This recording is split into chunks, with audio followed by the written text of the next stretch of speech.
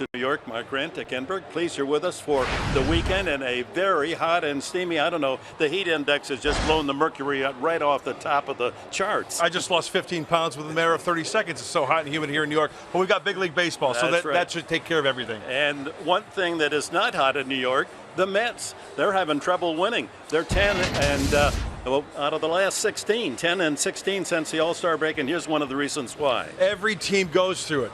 The long list of injuries. One pitcher, Matt Harvey, who's done. So, offensively, this is a team that needs to pick up the difference. And then here in Gotham, there's a guy by the name of Neil Walker, the second baseman, who's really putting things together. Talk about picking up the slack. The one thing that really sticks out, 20 home runs, he's driven in 51, but you know, the switch hitter's got right side power this year. He's hit more home runs to the right side this year, but also since July 27th, the 475 average.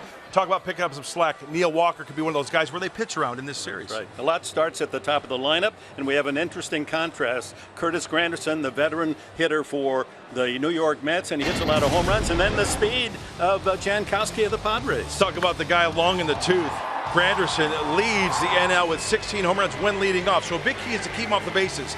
The on-base percentage isn't that great for a leadoff here, 323, but if you make a mistake, he can hurt you. Only 3 stolen bases, and he almost strikes out a lot as well. 98 punchies for Granderson. And Jankowski salivating. He wants to get on base and try his stealing technique. The Mets gave up 13 stolen bases in the 3-game series with Arizona. And it seems like the template for the Padres, if Jankowski gets on, he scores. His on-base percentage, 376 compared to Granderson. And I'll tell you what, when he steals a base, which is very, very exciting, these Padres, they're 17-4 for their record when Freddie steals a base. That's incredible. 17-4 if Jankowski steals a base. Well, Terry Collins got out the verbal whip after the Arizona Diamondbacks beat the Mets 9-0 yesterday.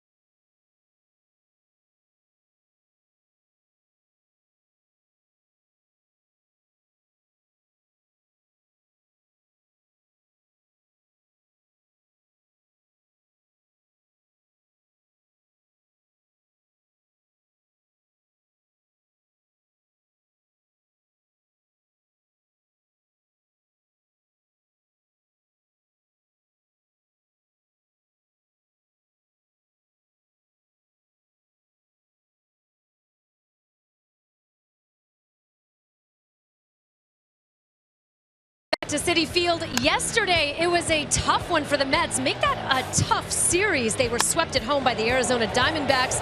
Some highlights from yesterday's 9-0 loss. The Mets now back sitting at 500 for the first time since April. 10.5 games behind division-leading Washington Nationals. Mets manager Terry Collins obviously not happy with the result and certainly did not mince words when addressing the media yesterday. Now, we're going to get our ass beat again. Don't ever mistake it, because that's part of the game here. You're going to get beat, and you're going to get beat bad sometimes. But you need to pick yourself up and move on, and that's what baseball players do. But I know one thing, starting tomorrow, we're back fresh. Starting tomorrow, we're going to get after it here. And those who don't want to get after it, I will find somebody else who does. Because in Las Vegas, there's a whole clubhouse full of guys who want to sit in this room, and I'll find them. That's all I got to say. I'm done.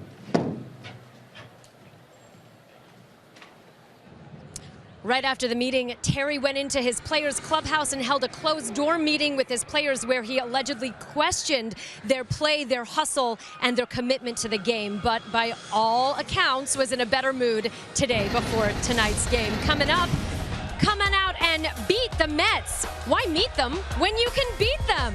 Padres and Mets coming at you from Queens when we return.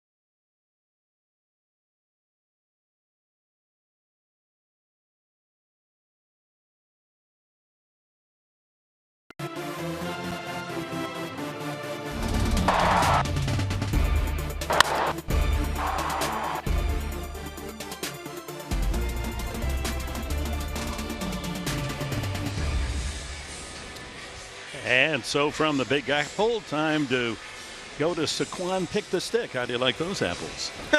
94 degrees. And it feels immensely warmer and more humid than that. Well, you weigh in on Twitter. Chance to win a free foursome of golf, courtesy of Saquon Golf Resort. There are our picks today. Your job is to hashtag I'm with the last name of the broadcaster you want to join forces with. If they win, you could win too. One random winner selected nightly as Mike Pomeranz continues to hold a 4-game lead over Mark Sweeney. Mets have taken the field. Here's the Padres lineup tonight, brought to you by Toyota. It'll be Travis Jankowski leading off Randy Green, with Will Myers batting second.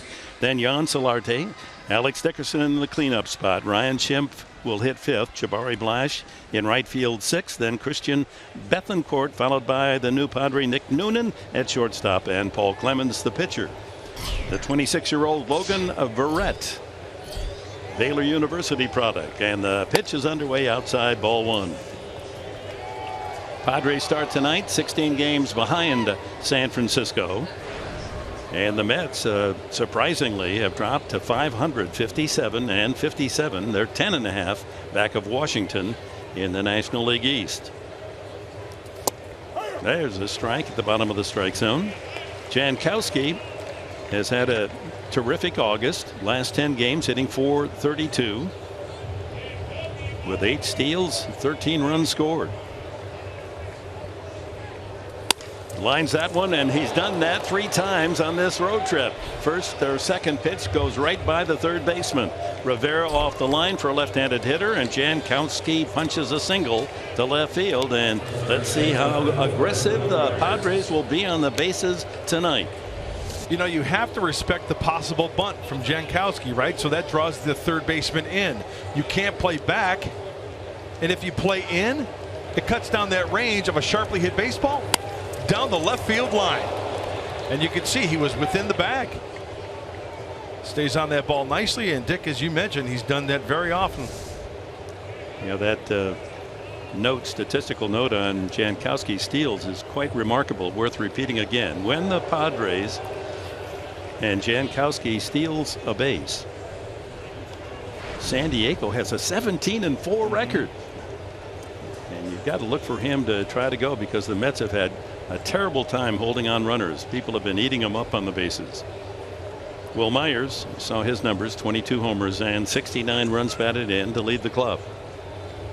So right off the bat, Verrett spending a lot of time playing catch with his first baseman to keep Jankowski close. Third in the National League, one away from 100 steals, the Padres. You know, a lot of those stolen bases against the Mets, not only on d'Arnaud, but the pitching staff. They don't do a good job of holding runners on. Inside with a fastball, and you figure you're going to get fastballs to hit if you're Will Myers, with Jankowski at first. Travis Arnaud is throwing out only 9 runners trying to steal, 16%. Yeah, the major league average like 32%. So when you look at the difference there, it's been a rough go around.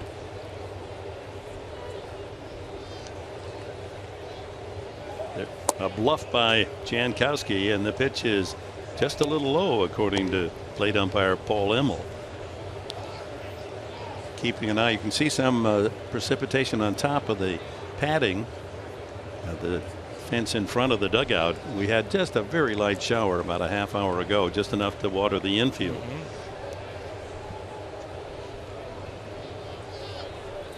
Inside again, 3-0. So the very fact Jankowski's there at first base, it just is upsetting to the pitcher's rhythm. He's got to think about the hitter and the guy at first who wants to steal. Emmel is joined by Estabrook, Gibson, and Torres on the bases tonight. I love it when a leadoff hitter is a pest. And you know what? Travis Jankowski is a pest. Ooh, swinging 3-0 and way out in front. Diamondbacks left town. They swept the Mets, and they ran some more. 13 steals in 3 games. That was an Arizona franchise record for a 3-game series. I think there was a starter's pistol in the hand of Dave McKay, the first base coach for the Arizona Diamondbacks. Yeah. My goodness, it was a track meet. You think Rio's got some action coming up? How about the sprinters from Arizona? 3-1 now to Myers.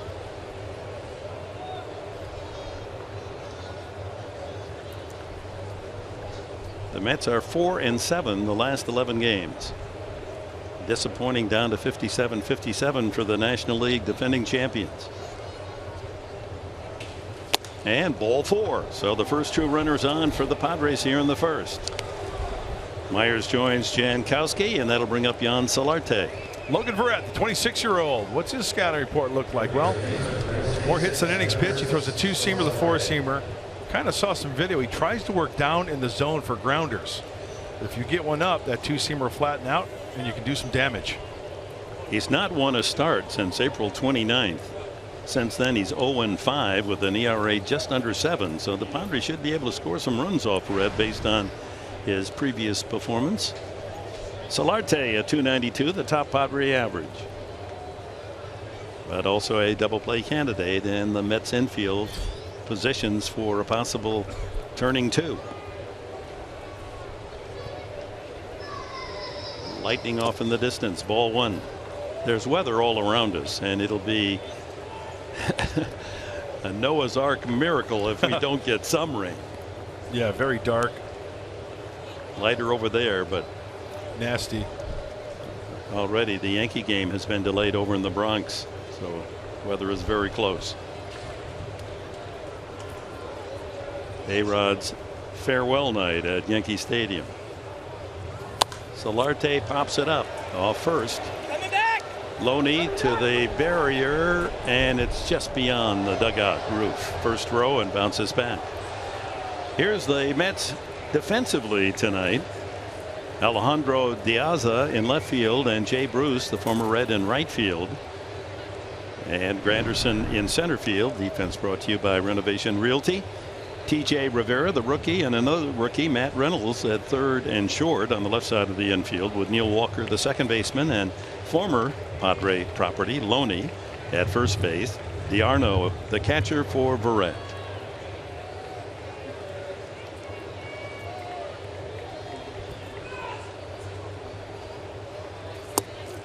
That ball gets away, and both runners are going to advance. Boy, Jankowski didn't hesitate. That ball, as soon as he saw it clear the catcher, even though it rolled a short distance away, he was off to third, and Myers follows to second. Dick, he's got such great speed that if he sees daylight, just a little bit of daylight, if he's got a good secondary lead, there, he's off. I mean, check that glove for a frog with a tennis racket as well. Pass ball charged to d'Arnaud. Yeah, d'Arnaud tries to frame this one, and he tries to maybe frame it just a little bit too quickly, squeeze it a little bit too quickly, and everybody moves up. Infield back, they'll give up a run. 2-1 the count, and now 3-1. So a rocky start for Logan Verrett. And you've got to go right back to the leadoff hitter, Travis Jankowski, what he has done to bring the Padre character to this first inning. And how is this Mets team going to react after the Terry Collins team meeting and just the team meeting? They had 2 meetings. Are they going to press? Or are they going to just go, hey, to heck with it, let's just go out there and play? Oh, it goes to the off speed and has Solarte way out in front. So a full count now to the Padre third baseman. There's Verrett as a starter this year, very high ERA, and as we mentioned, he's 0-5 since April. Yeah, a runner and a half on his whip as well. And what do you know? There's 2 runners out there right now. And the bases are loaded. A single and a couple of walks, throwing a pass ball. And the Padres have a golden opportunity to jump out to a good sized lead here in the first inning. Fans are grumbling already. And Dan Warthen, the pitching coach, not a good sign if you're the hometown pitcher. Hey, the Mets, as Dick mentioned, 57 and 57. The skies are falling here in Gotham. People are going nuts. Well, the last place D-backs came in and swept them out for 3. And Terry Collins and the Mets felt that this was a softer part of their schedule, that this is where they're going to move forward. Instead, they've dropped backwards. And you saw the post-game conference of Terry Collins. He's trying to verbally get the Mets going. He just feels like it's a lackadaisical effort. He's got to do something. I mean, sure, it's too good a team to be 500. The Yankees have a better record than the Mets, and they've kind of cleaned house with some good players. Well, here's Dickerson, a grand opportunity, and he takes ball 1. 7 home runs, 5 of those hit on the road for Alex Dickerson. Jankowski, Myers, and Solarte aboard. No one out. Oh, he had a good pitch to pull there. A Padre over every pillow. Get off to a good start against these Mets for the weekend. Did some research on Verrett. He likes to pound the ball down and away to lefties, down and away to righties. So let's see if Alex Dickerson takes that ball that way if he gets that pitch. Fly ball into shallow left center. It's Granderson now in left, not in center, tagging Jankowski, but he'll hold. Good throw, and nothing for the Padres on that short fly ball. Granderson now is in left and put Diaza in center. Granderson, of course, was the right fielder until they acquired Jay Bruce. Bruce took that spot. They moved Granderson over to the other corner. Well, they got in Dickerson's kitchen there. Verrett did. He did a nice job of trying to tie him up for that easy fly ball to left.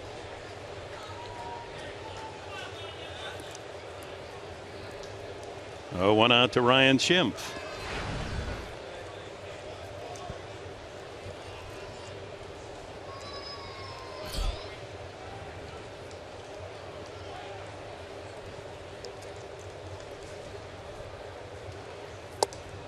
High ball one. Schimpf with 10 home runs, 9 in the month of July.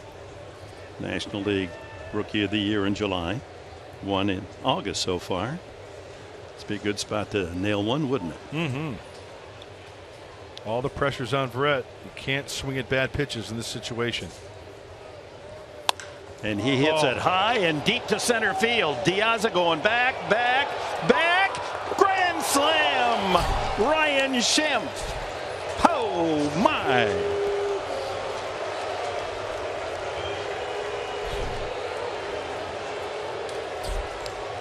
Schimpf rounds third. He touches them all for the first time in his major league career. A grandmaster, and the Padres lead 4-0 on one swing. Let's see what the pitch is from Verrett. Does he want to bury it in? He does, but the two-seamer leaks, and we all know what Ryan Schimpf can do on the high fastball. Right at the belt buckle. Go ahead. Bite the big apple. Don't mind the maggots. Grand slam. So a couple of walks and a single, followed by Schimpf's first major league grand slam, and high fives all around as the Padres, with only one out, already enjoying a 4-0 lead. Wow. Jabari Blash. 11 hits in 56 trips, just under 200 for Blash. 21 pitches already for Verrett. And that ball's hit pretty well to right center field. That's chasing the outfielders, and Blash will touch them all.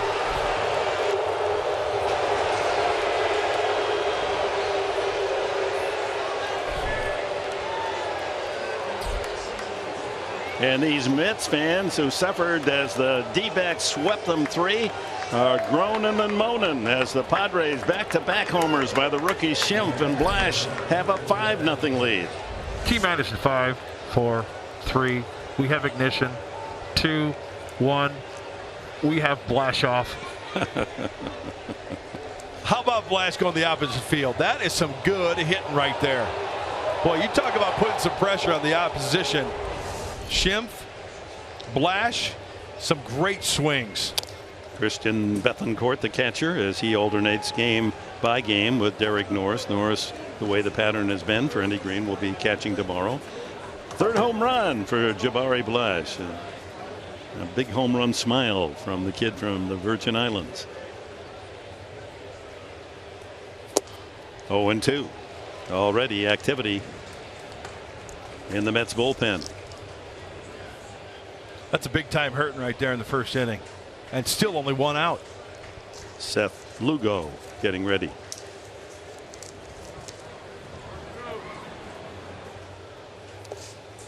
One and two. Yeah, they're just booing on a pitch in the dirt now. There's Lugo. Tough crowd. We know that for sure. Well, they came unhappy. I mean, and they'd hoped that maybe Terry Collins, ranting and raving after the game yesterday, would wake up the Mets, but it's the Padres that seem alert, at least early. And a swing and a miss. That's the second out. Man, this is not the Bronx cheer, the Queens cheer. Here in the borough of Queens, right next to the USTA Tennis Center, the Gene King Tennis Center. Nick Noonan, 1 for 3 in his Padre debut in Pittsburgh. The last 11 innings, the Mets, their opponents have scored 15 times. The Mets, no runs. Ouch.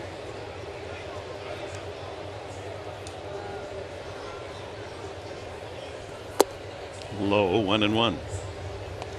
And again, you have to go back to Jankowski. When he sets the table, it makes that lineup so different. Full credit to the Padres center fielder. Verrett threw a lot over to first base. Out in front, 1 and 2. Got some fastballs. Will Myers passed it on to Solarte. And that's one thing I've noticed, Dick, about this team. It's not like one guy wants to be the hero. He will gladly take a walk and let the next guy try to do some damage. Freddie gets on. Freddie scores. Here's the 30th pitch from Verrett. And 2-2 to Noonan. Not a home run hitter, had 4 in El Paso. He's a line drive hitter. Highly regarded out of high school. Top draft pick of the Giants. Outside, and a full count to Noonan with the pitcher Clemens next.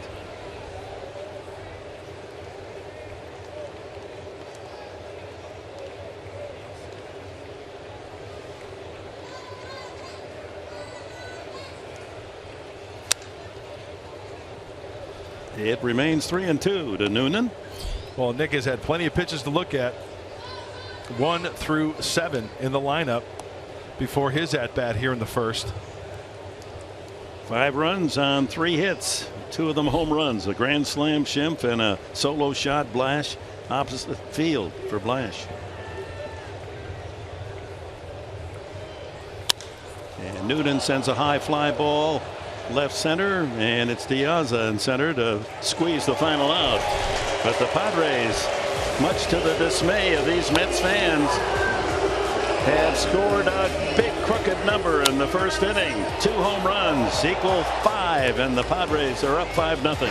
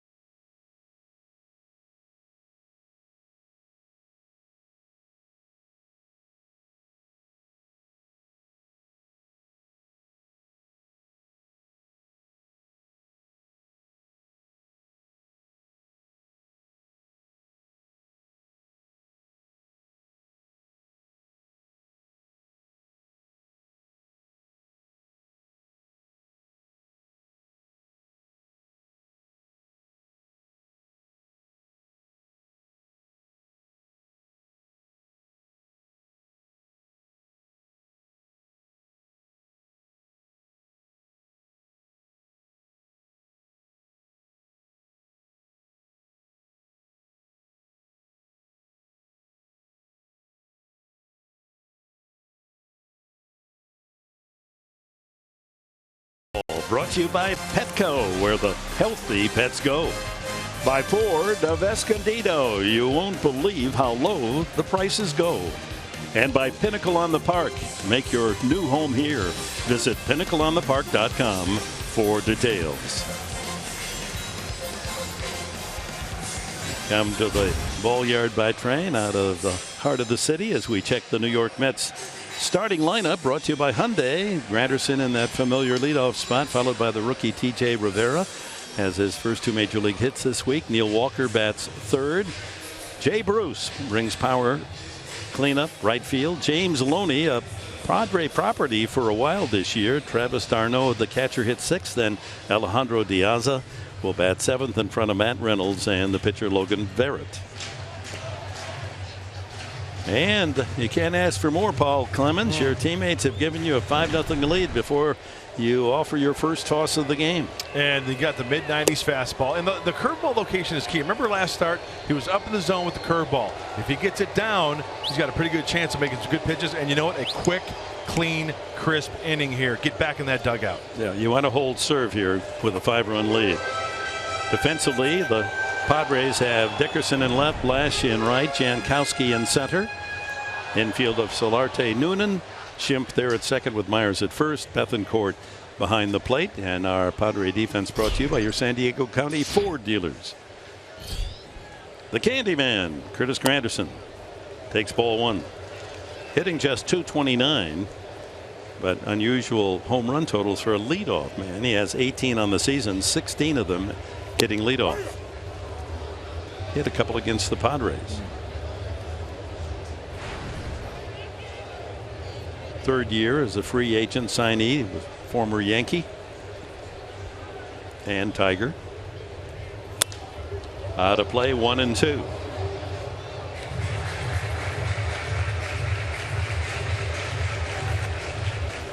Granderson, Rivera, and Walker here in the first for New York.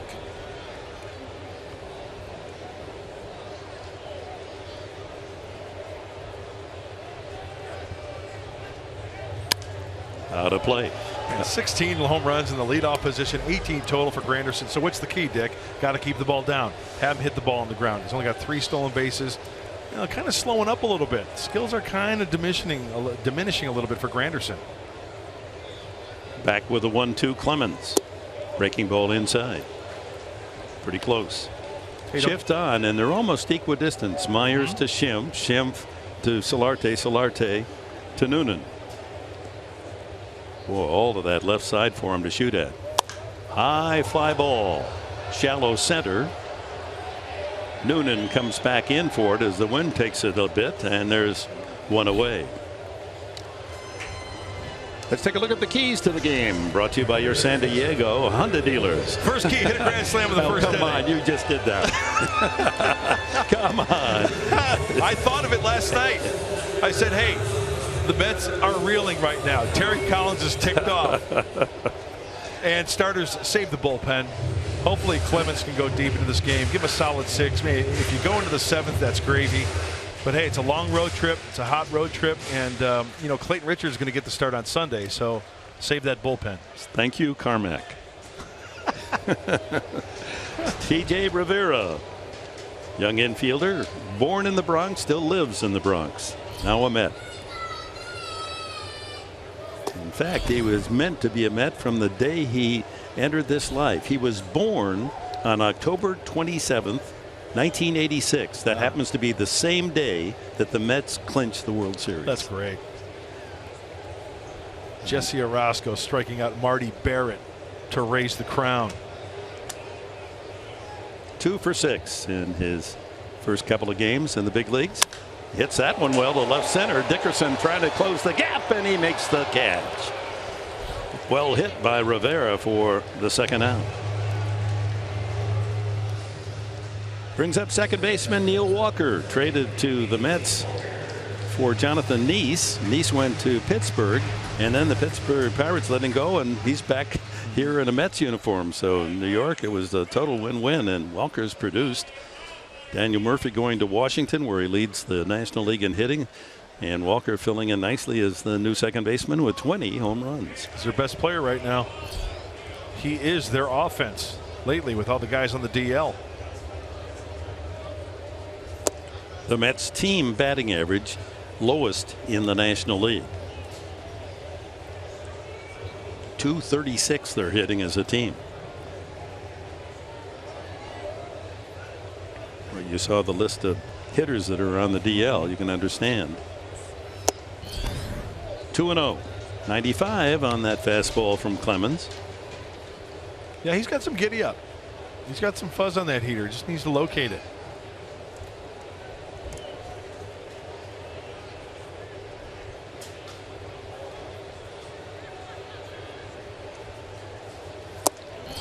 We were wondering if this was the first time that the Padres this year had hit 2 home runs in the first inning.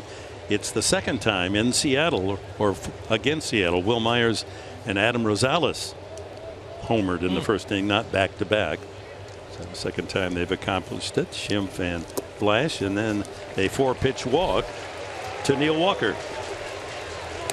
MLB.TV Premium, the #1 live streaming sports service, delivers everything you come to expect and more. Watch every out-of-market game live in HD on over 400 supported devices.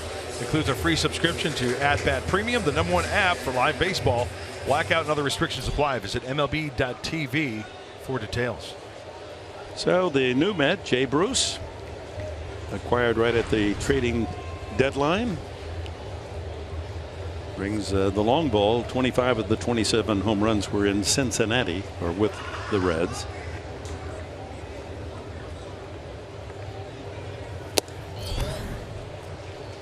.95 miss, so that's 5 straight out of the strike zone for Clemens. He's got to finish it off just a little bit more, kind of let go of that pitch and kind of standing straight up. So get out in front, extend, spin that ball, and get extended. 6 in a row. Not even close. Well, he really worked underneath that curveball. Strange to see Bruce in that uniform, isn't it? So accustomed to seeing Jay Bruce in the red of Cincinnati. After all those years of speculation being traded, finally happened. There's a strike, and that was right in his power zone, but he took all away with 6 straight balls being thrown by Clemens. 9 home runs since the All-Star break for Bruce. Big shift on, and a foul out of play.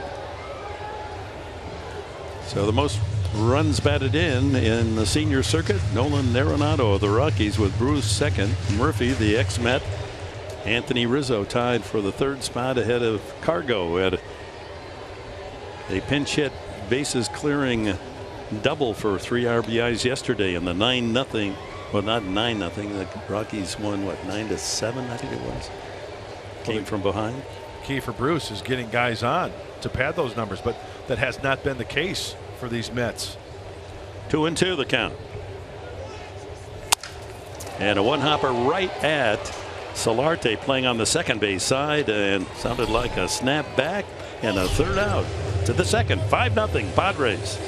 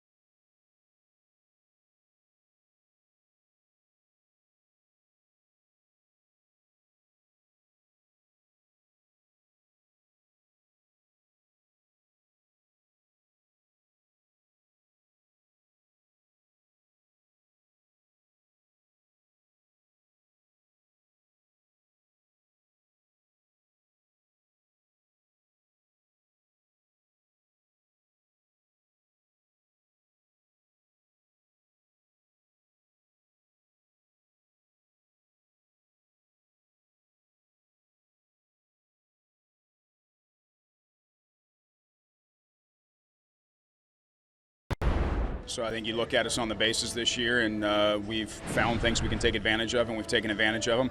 I think Travis's skill set fits perfectly into that. Will's skill set fits perfectly into that. But I think you see through the lineup, guys going first to third, guys being opportunistic and aggressive.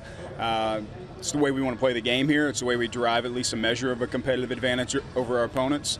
At the same time, like, nothing replaces hitting it, catching it, and throwing it. Like, that's still what the game's built on. But it's nice taking advantage of things on the base paths. Well, you talk about the culture and identity of a baseball team, and for the Padres, it's been a bit of a rough go. It's hard to solidify that when there's so much changeover, so many new guys coming up and having that big opportunity. But by all accounts, Andy Green has preached that aggressiveness on the base paths since day one at spring training, and we're seeing it all play out. And if there was a team to do it against, it's the Mets, and a stage to do it on, it's New York City. All right, thank you, Julie. You know, the aggressiveness, not just the stolen bases, it's going from first to third. And as Clemens fouls that off, 2 strikes on him, leading off the second. It was the play with Jankowski at second and Myers at first, and Solarte up there. The short pass ball, there was no hesitation. Yep. They were able to take the extra 90 feet. So it all is part of the formula. Hey, I remember guys like Vince Coleman, Willie McGee back in the day, Ricky Henderson. Another foul by Clemens, who is 0 for 7 on the season with the bat. Drove pitchers nuts. How about you? When you knew you had a guy that was those are guys I faced. Yeah, it Tough, was. You know, you throw a lot of fastballs. You try to be quick with your delivery. You leave a pitch up in the zone. You get hurt. Next thing you know, it's first and third.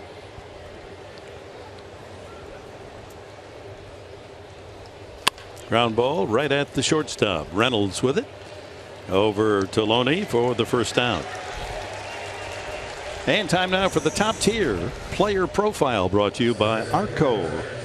Travis Jankowski here in the month of August, hitting .455. That's tops in the major leagues. On base percentage is the best, and he's just added to that with a single and a score here tonight. 7 stolen bases and 12 runs scored, up in the top 3 as well.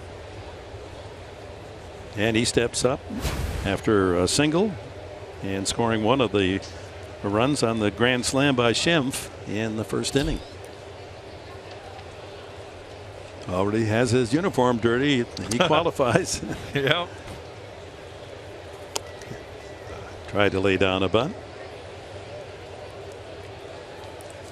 We'll be back with you tomorrow night, game 2. It'll be a 3:30 start on Fox Sports San Diego, and then Sunday we'll wrap up the 3-game series at 9:30 against the Mets, and then right down to Tampa Bay for 3 more Monday, Tuesday, Wednesday.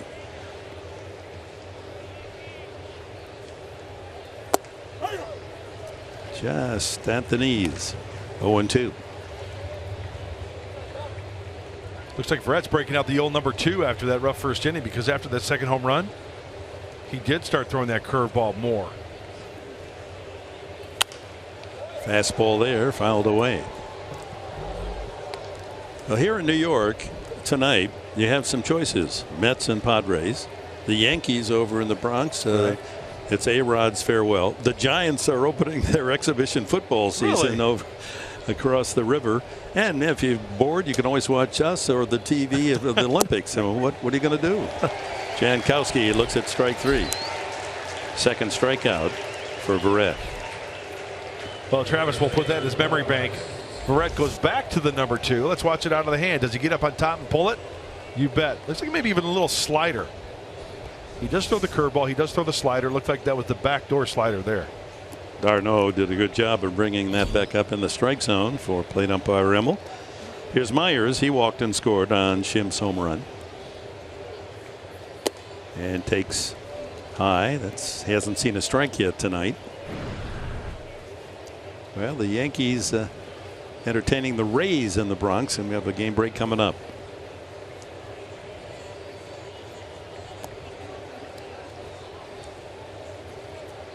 .43 pitches to get 5 outs for Logan Verrett.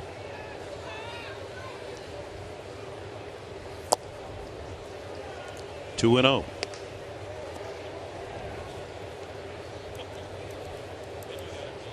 Padres split the 4 games with the Metropolitans at Petco Park back earlier in the season.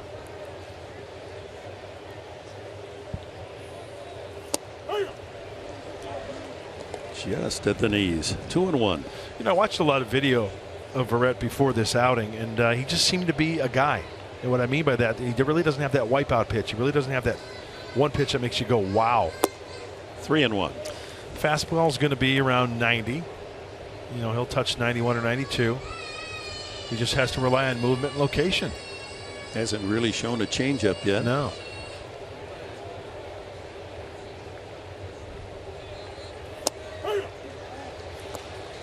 Little two-seamer at 89. And a full count to Myers. Yeah, a few drops a moment ago, but no serious rain thus far. We've been fortunate. Ball 4. Myers up twice, walked twice. That's the third given up by Verrett, and it'll bring to the plate Jan Solarte. And that pitch count now running up to 48.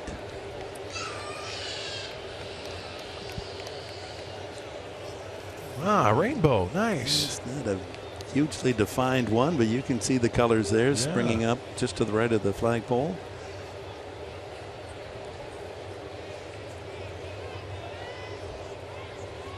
Lovely.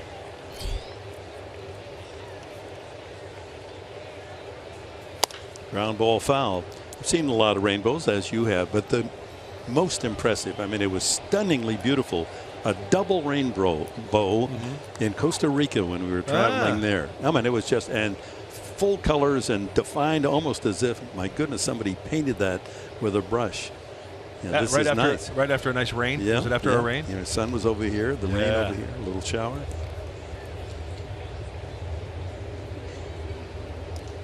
So if you want to see a really double rainbow, you just got to fly down to Costa Rica. That was a nice vacation, by the way. Oh, I'll bet. People.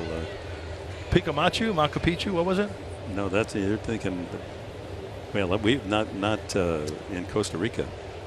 Where's that place at? Oh, Machu it's in Picchu, you mean Lakeside. No, it's in Lakeside. Runner goes. There's the throw, and he got him on the back. DeYarno able to throw out Myers. It didn't look like a serious steal attempt by Myers. That might have been a hit and run. Myers not convinced he was out. Well, I guess it was a steal the way he took off. Close. Was his hand on the bag before he tagged him on the back. They are not going to challenge. That's it for the Padres in the second. It remains 5-0.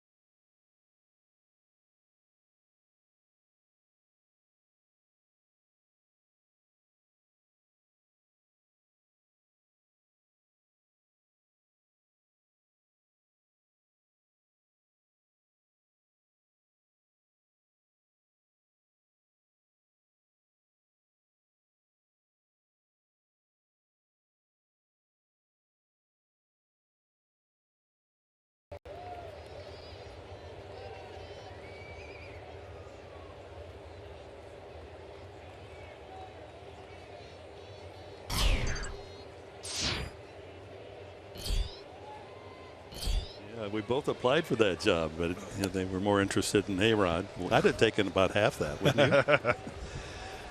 Thanks, Mike and Clay. Stay with us. We expect a lot of interesting developments throughout this baseball night. James Loney, Padres had his contract at the start of the season, and he lines one to right field over the shift. He's been a consistent player for these Mets, and sadly, in a way, it was just the situation. Padres signed him as a free agent, played at El Paso, and the Mets picked him up, and the Padres got nothing in retribution for all of that. Well, they were hoping that his veteran presence in the lineup, that bat from the left side, would really help this Mets team. But you know, there was a reason why, you know, he spent some time in the minor leagues and did not sign with a lot of the teams. You know, he's just getting older, and that happens in this game. You get long in the tooth, and sometimes you lose your skills along the way. 32 now, but hitting .277, so he's been a good addition in the Mets lineup. And this is Travis d'Arnaud, 27-year-old from Long Beach, California, hitting .228. Slices one toward right, Blash toward the seats. Watch out! And that one's back in the crowd. I just noticed d'Arnaud on that last pitch. He was very late to get his hands back. He wraps that bat around his head, almost the barrel of that bat pointing out towards the pitcher. And as a pitcher, you look at that, you can try to bury fastballs in. With all the heat and humidity, as you look at that sky, you know when the big storm comes, it's going to be a big one. 1-1. That's what I'm talking about right there. 2-1, just inside on that fastball. Loney, the leadoff single, first Mets hit of the night. Just joining us, it's the bottom of the second. The Padres scored 5 in the first on a grand slam by Schimpf, a solo home run, Jabari Blash. That ball's ripped to left field, and that's going and is gone. And just like that, the 5-0 lead is cut to 3. Big apple bomb off the bat of d'Arnaud, only his 4th home run of the season, and it's now 5-2.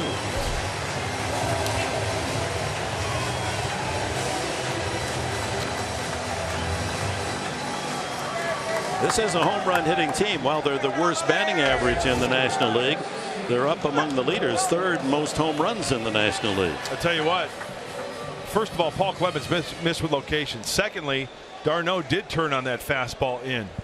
Boy, the hands were up, the hands were high. Maybe he was looking for it, hunting for that fastball. Still no one out here in the second. Alejandro Diaza. Well, the home run has been the kryptonite for Clemens. That's now the 10th home run he's given up prior to this game. Only 27 innings.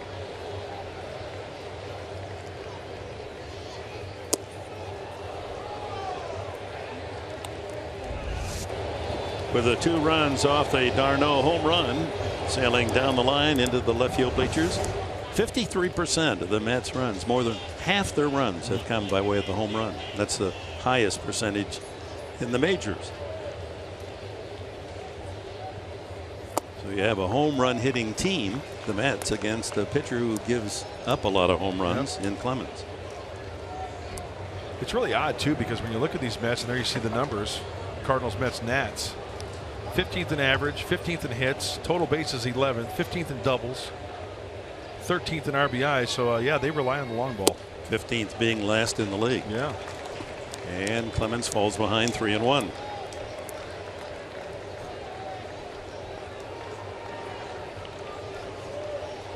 I can only look at that number 16 and think of one guy in a Mets uniform, Doc Gooden. Right field, not hit that hard. Blash goes back and comes right back to his original position for the first out. Time now for greater coverage of baseball, brought to you by T-Mobile.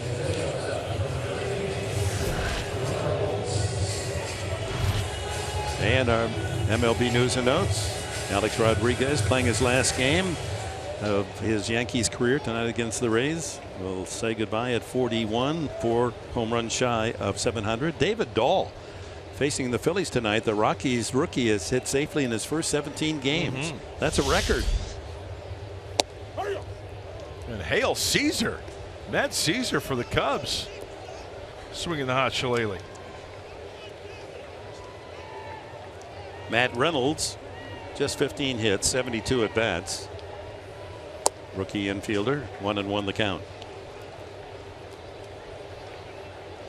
3 for 4 as the Cubs win again today. 11 straight wins for the Cubs. They blow out St. Louis 13-2 in St. Louis. Wainwright really got knocked around. Well, we're going to see the Cubs on the next homestand. Arizona's in next Friday night. Well, actually, Thursday night, Friday night, Saturday, Sunday next week. And then the Cubs come in for 3. Maybe the Padres, if no one else, will slow down that Chicago locomotive. Man, they're a win machine. 1-2. Foul tip and caught by Bethancourt. Strike 3. The first strikeout for Paul Clemens, and that'll bring up the pitcher Logan Verrett. Verrett is 1 for 18 as a hitter this year.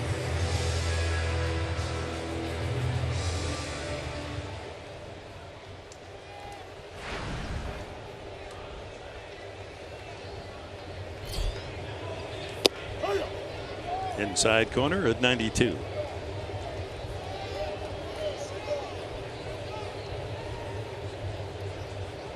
Oh, it's hot down there on that field.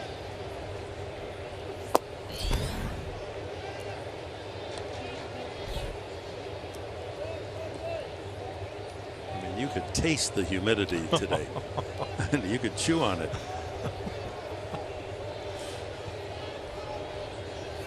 Watch out. And that off the barrier.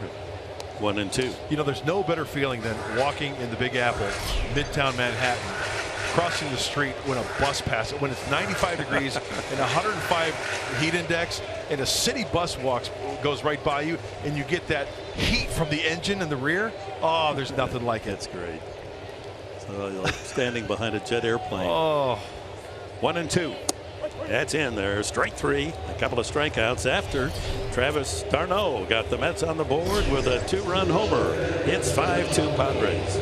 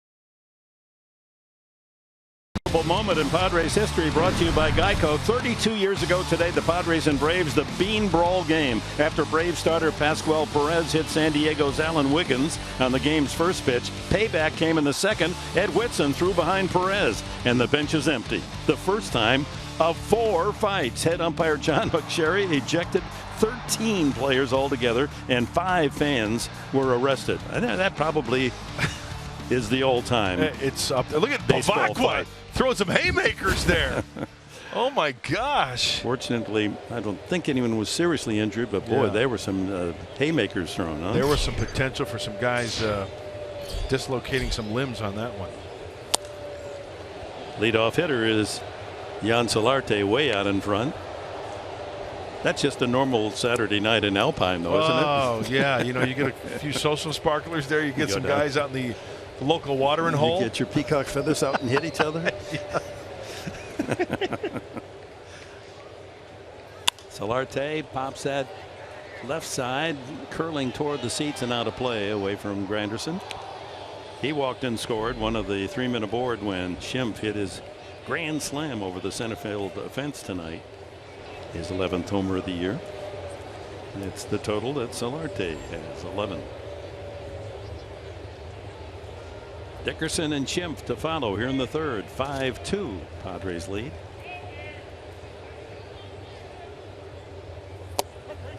Strike 3 call. Good pitch. Third strikeout for Barrett. And that'll bring up Alex Dickerson. Well, I've noticed one thing recently. I would have to say it's within the last 10 or 15 games against the Padres. The opposing pitchers are really starting to throw the fastball in. Fastballs in, breaking balls into these hitters. So what do you do as you're coaching these hitters? I would have to say you got to learn to fight it off, maybe cheat on it a little bit. I mean, I'm not a hitting and That ball ripped to right, Wow. a base hit. That should go all the way to the wall and does. And Dickerson is to second base and will settle for a double. Rifle shot to right field. Alex Dickerson continues to make good contact. and he turned on that one nicely. So fight it off, foul it off until they go away. That pitch looks like it leaks right down the middle, a little two-seam action. But look at that ball hook. That ball's hits hard. That was a great shot of that ball hooking off the bat of Alex Dickerson. You see on the bounce in the outfield about 20 dead worms popped up. They dusted them. Yeah. Ryan Schimpf, a chance to add to the 4 RBIs on the grand slam. See what happens here. And he hits this one a ton. That's way out of here. That might be upper deck. Touch them all. Oh my. 2 swings, 6 RBIs for Ryan Schimpf. He gets those 2 runs right back for the Padres. And it's 7-2. Numbers 11 and 12 tonight for Ryan Schimpf. Now that was a major league clout. That is unbelievable. The man's a menace. Okay, where does Verrett throw this one? Oh, middle in, and I tell you what, that's what I'm talking about. If you're consistently getting pounded in, yeah, you look for it and you do some damage with it. Schimpf cocktails for everyone. On me. Jumbo Schimpf. And That you get was a 6. joke. You get 6 in the dish. You're not just 4. You get a full 6. Half dozen RBIs for Schimpf. Look at that rocket to the upper deck in right field. Wow. Second time he's hit 2 in a game as a Padre. Remember, this is a guy first half of the year was hitting home runs in El Paso, 15. Now he has 12 in the big league. He's got a 27 home run season going.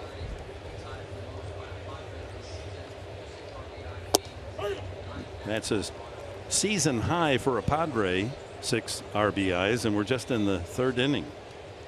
Blash hit his home run to the opposite field. A solo shot in the first.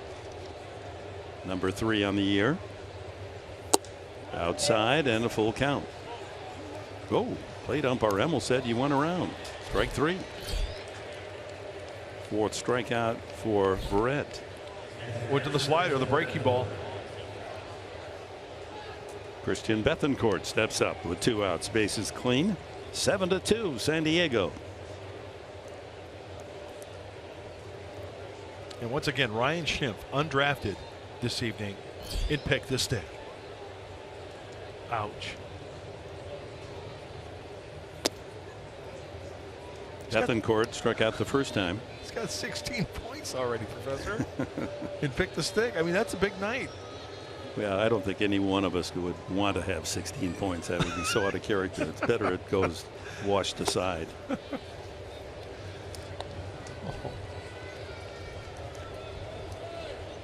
A ball and a strike to the Padre catcher.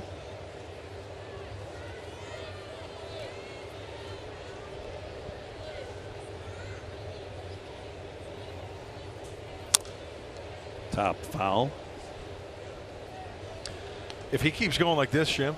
Okay, let's say hypothetically here. Padres win this game and they have Schimpf just. I can't wait for the back page of the Post tomorrow.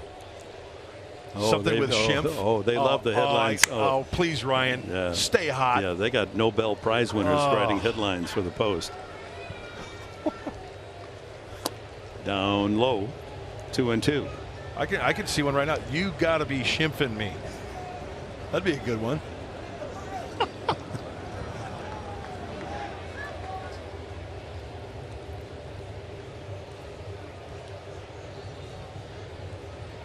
Two balls, two strikes. Everything's down here.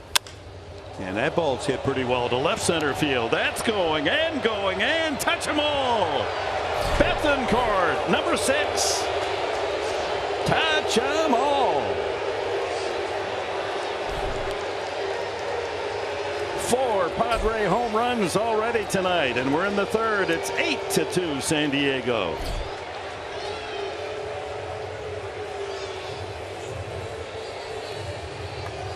And Lugo has been throwing in the pen. Apparently he's going to come into work as Padres picking on Logan Verrett. And listen to the greeting that Verrett receives as he walks off the diamond.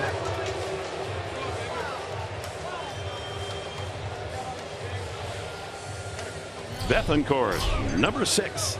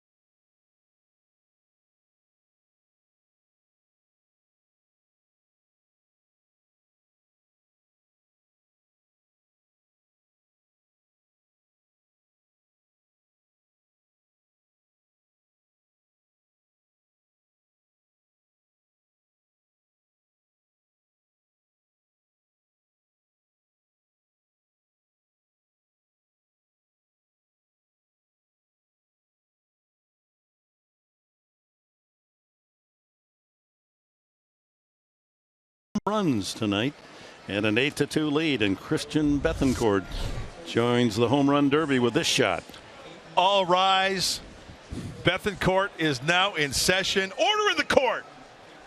Hanging breaking ball. Some great swings. Oh yeah, that ball really carrying a long way. Nick Noonan as Lugo delivers his first pitch, and Noonan grounds to second, and the inning comes to an end. And the Queens cheer again, this time for Lugo.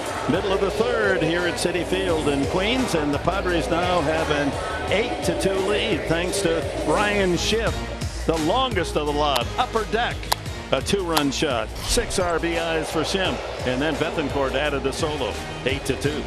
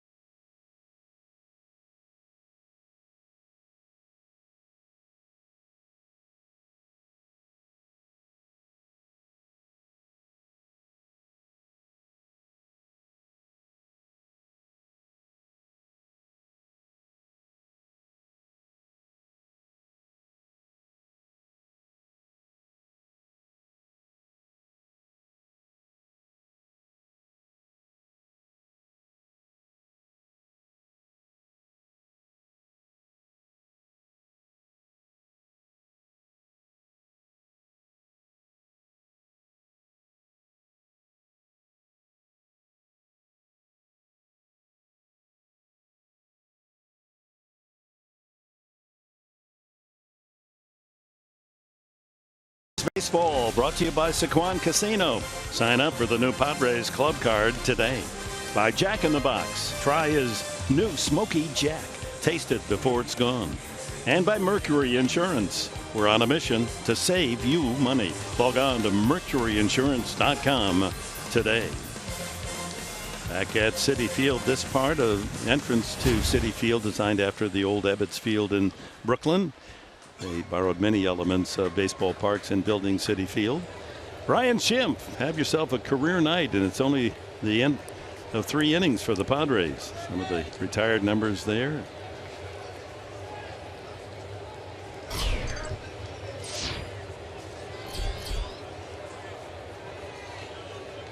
Curtis Granderson leading off. Popped to shortstop his first time.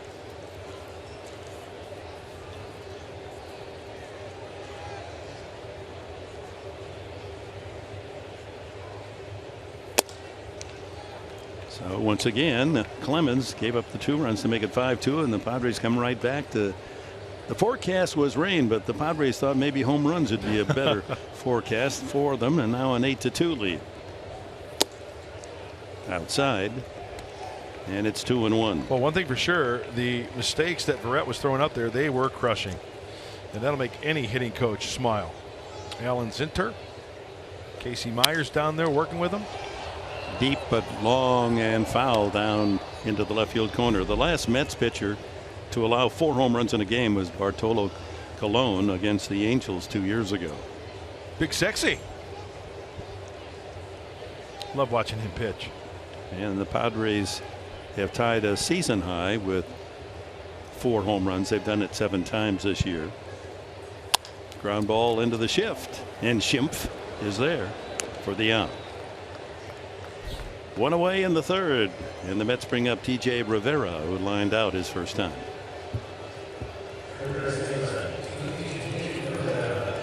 Hey, keep this crowd booing, right? That's a big key. That should be your key for tomorrow night already, huh? Keep them booing. That's a good one. That means that the Mets are not producing, not getting on base, and upsetting the fans. Thomas Javier Rivera, the rookie. TJ, the man from the Bronx.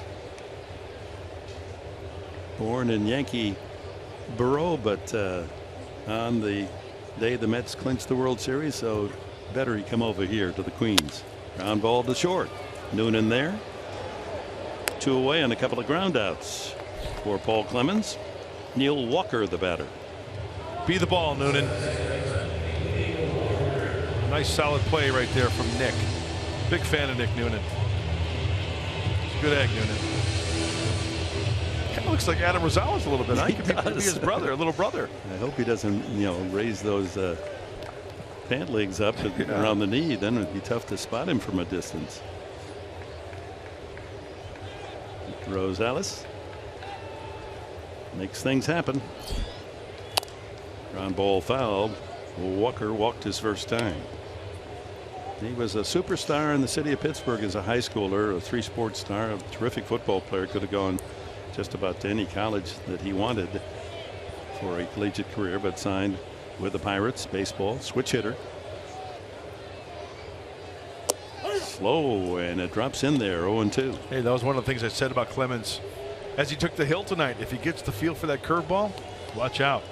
Looks like he's thrown a couple of good ones this inning. Throw him another one. Bounce it. Must have heard you. 1-2 the count. Most home runs in a single season by a second baseman, Mets history. 27 by Alfonso. And Walker's got another 6 weeks to play and add to that 20. The impressive thing about Neil Walker, also the switch hitter, 6 from the right side. I mean, a lot of his power, obviously more at bats from the left side, but he's done quite well against left-handed pitching. Current 9-game hitting streak. Batting .459 in those 9.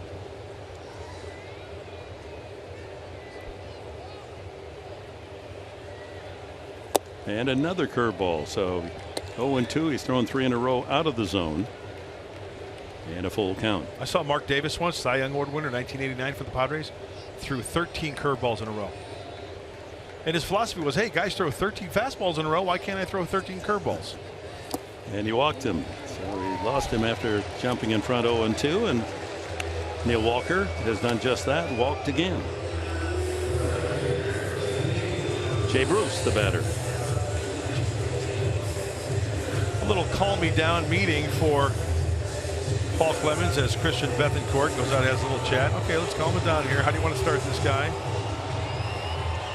6-run lead. You don't want to walk anyone. They can hit their way on.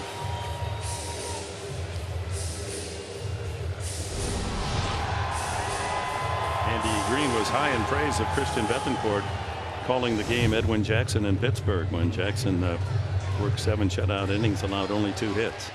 So might be wise, Clemens and other pitchers, to pay more respect to what Bethancourt has in mind, because he's carrying out the game plan.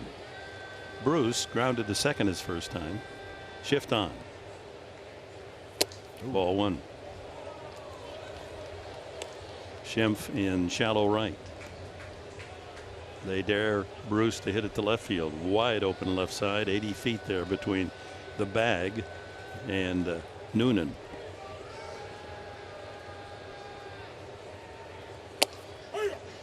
High breaking ball, got away with it. 1-1. 8-2 the Padres lead if you're just joining us. 4 home runs hit by San Diego, 2 by Ryan Schimpf. 6 RBIs for the second baseman.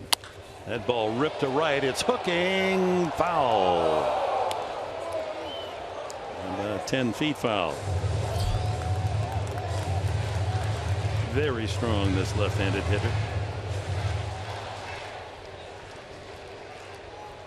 1 ball, 2 strikes.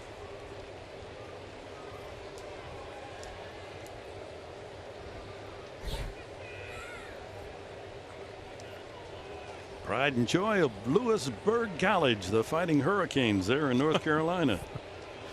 Paul Clemens. I love the obscure colleges.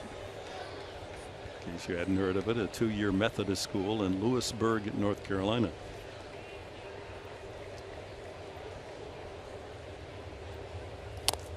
Had him fooled, he fouls it away out in front. Hey, one thing, Dick, that's a good observation, because Clemens is he'll change speeds on that curveball. He did on that one, and you could see that Bruce was way out in front of it. Lost a lot of his oomph in that swing.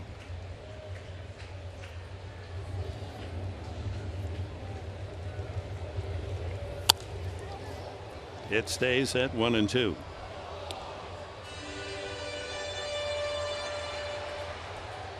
And on this hot, humid evening in the east, you'd like to reduce as many as you can your pitch count, but it's climbing for Clemens now to 54.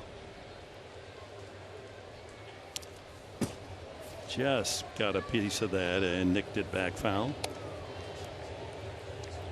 Heavy dose of breaking balls to Bruce. Usually, sometimes pitchers will follow up as you take a look at the pitch count by innings. Doing a pretty good job. Follow up with a heater in. How about a fastball away? How about a fresca? So tough to get up on top of that one. 94 up in his eyes. 5 straight foul balls off the bat of Jay Bruce.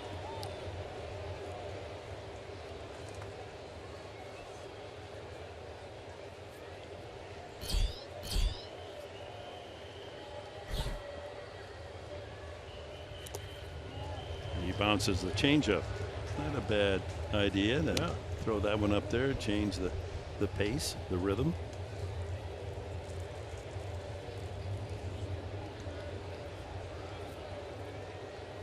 On deck is James Loney. The 2-2 pitch. Popped him up. Long run for Noonan. He was over by second base. He's still racing after it and makes the play. A country mile run to get that pop fly in foul territory. Nick Noonan, and that's it for the 3rd.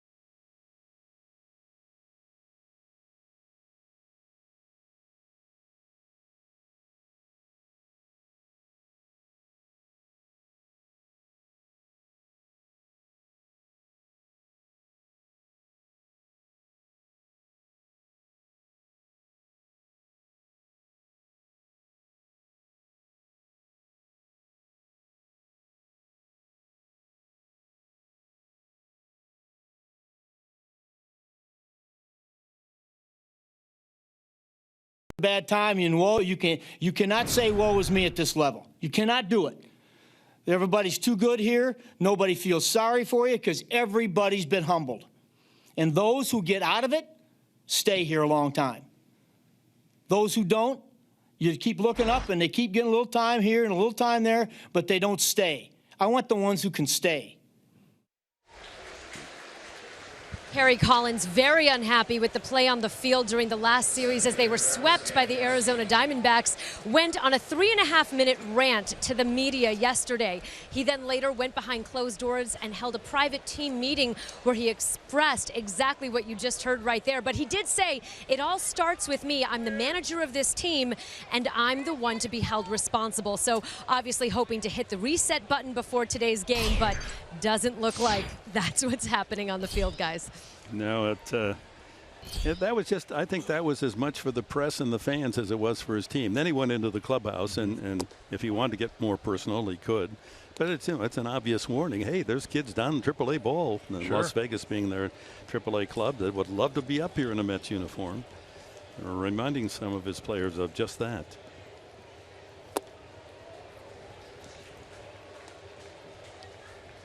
Clemens grounds out for the first out here in the 4th inning. Jankowski singled and scored in the first. He set the table, got things started. And that after Myers and Solarte walked, it was Schimpf with a grand slam. And a swing and a miss. A couple of strikeouts since for Jankowski. That's Lugo's first. He's 26 from Shreveport, Louisiana. Just called up, in fact, from Las Vegas. Got a game break coming up from the Bronx, about 4 or 5 miles from here. The Rays, Yankees, Alex Rodriguez's finale. Farewell. Will Myers takes a strike at 96.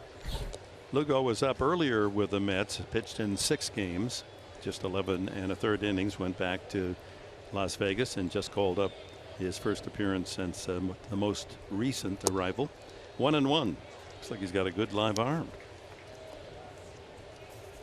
Long shot draft pick, 34th round 5 years ago by the Mets. Yeah, he's touching mid-90s. So he flips up a breaking ball here. Oh yeah, little curveball there. Hung inside, 2-1.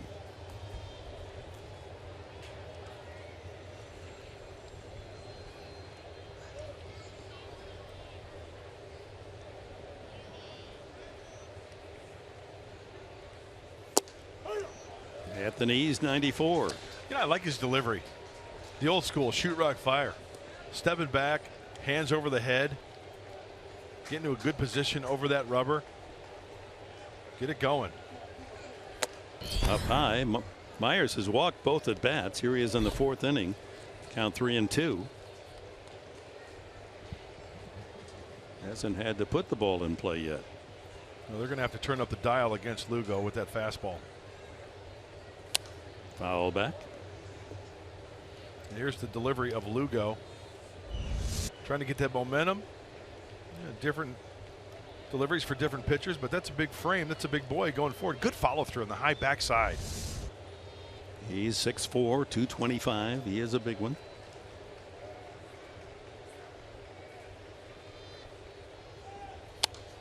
Another foul, and it remains full to Will Myers. Jan Solarte waiting his turn.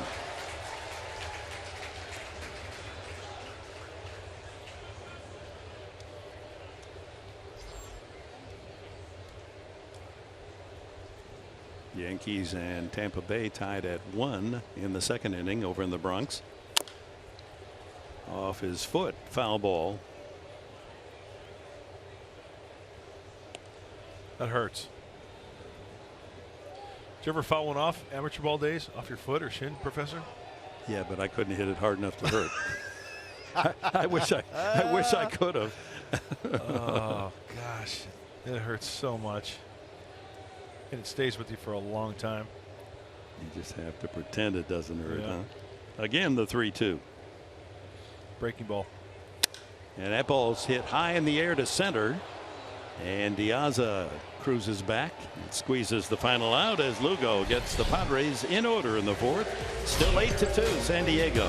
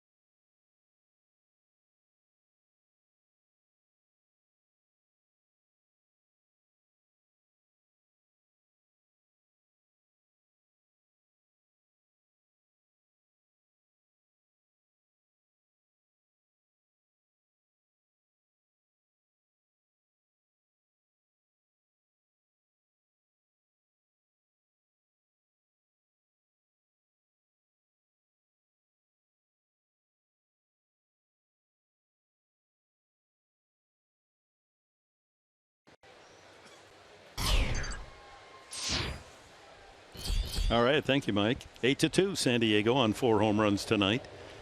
Clemens goes to work in the bottom of the 4th inning, and James Loney on the 2-seamer singled his first time and scored on Travis d'Arnaud's home run. Our d'Arnaud on deck, his 4th home run of the year. All runs tonight, 10 runs scored, all by way of the home run. Ground ball into the shift, and Solarte, playing on the second base side, throws him out. So A-Rod gets a double RBI in his first at bat over in the Bronx, and just to look at his incredible career, 93 was the first overall pick. Went to the Rangers and made so many millions and millions of dollars, and was 3 times All-Star 3 years. Traded to the Yankees, 12 years in New York. Most valuable player twice. 2009 World Series, suspended 2014 for PED. It makes me sad. You know, I think about Barry Bonds and Rodriguez, and 2 enormous talents. And had they not used the performance enhancing, and the excuse is they used it to recover from injury, which is part of the process too. I understand that. But without it, I mean, what they've denied themselves, they should be Cooperstown invitees first ballot. But they've tainted their entire career, and they've hurt the integrity of the game by what they did. Pretty darn good players early on. Even, I mean, Barry Bonds was on his way, I think, being in the Hall of Fame even without the allegations against the outfielder. Alex Rodriguez, I mean, what a talent he was. 19 years old in the big leagues, right? I remember seeing him in Seattle. Ground ball sharply, backhand, fair ball. Solarte can't get a good grip on it, and beating it out is d'Arnaud. Good dig by Solarte, but as he went into foul territory, couldn't get the clean grip so he could brace and throw. Too much time for d'Arnaud to beat it out for a hit. Let's see if there's a little bit of a juggle here. He had a double pump. Yep. So 2 for 2 d'Arnaud tonight.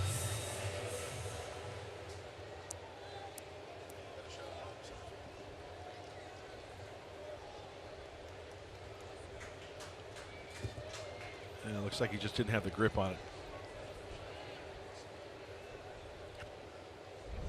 So 1 out, and here's Diaza. Fly to right his first time.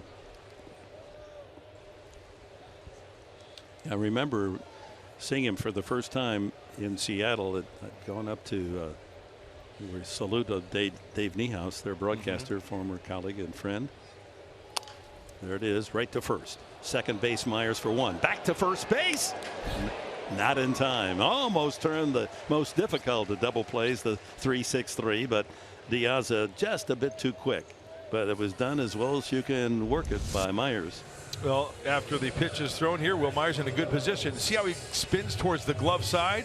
You get that momentum, and then make sure you don't throw that ball up the back side of that runner to second base, and then quickly back to the bag, but too quick. Is Diaza. Brings up Matt Reynolds just to finish the thought. And going through the clubhouse, and I hear the sound of bat ball, and I looked, and here's Rodriguez. I mean, the game was over, and he's still hitting the ball. I mean, they say his work ethic was not to be disputed. The man wanted to be a great player, worked hard to do it, immensely talented. Just, it saddens me for a lot of reasons, obviously. Now, what's this all about? Clemens and Bethancourt with a little meeting, and out comes the Padre trainer and manager Green. He's had trouble with his back, and he had sprinted over to cover first base in case Myers didn't get back to the bag on that potential 3-6-3 double play.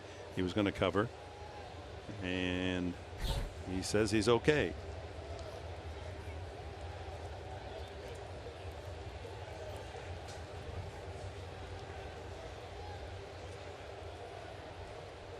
The batter, Matt Reynolds, the rookie infielder, struck out swinging his first time. 25 years of age, from Tulsa, Oklahoma, went to the University of Arkansas. Reynolds, part of their NCAA World Series championship team. Well, the next couple of pitches should tell if Clemens is getting through his pitches to the curveball. He threw a pretty darn curveball, good curveball right there. Had good action to it. This is after the play at first base. He Stretching out that lower back. Remember, he did that in San Diego, Dick. Remember, behind the mound.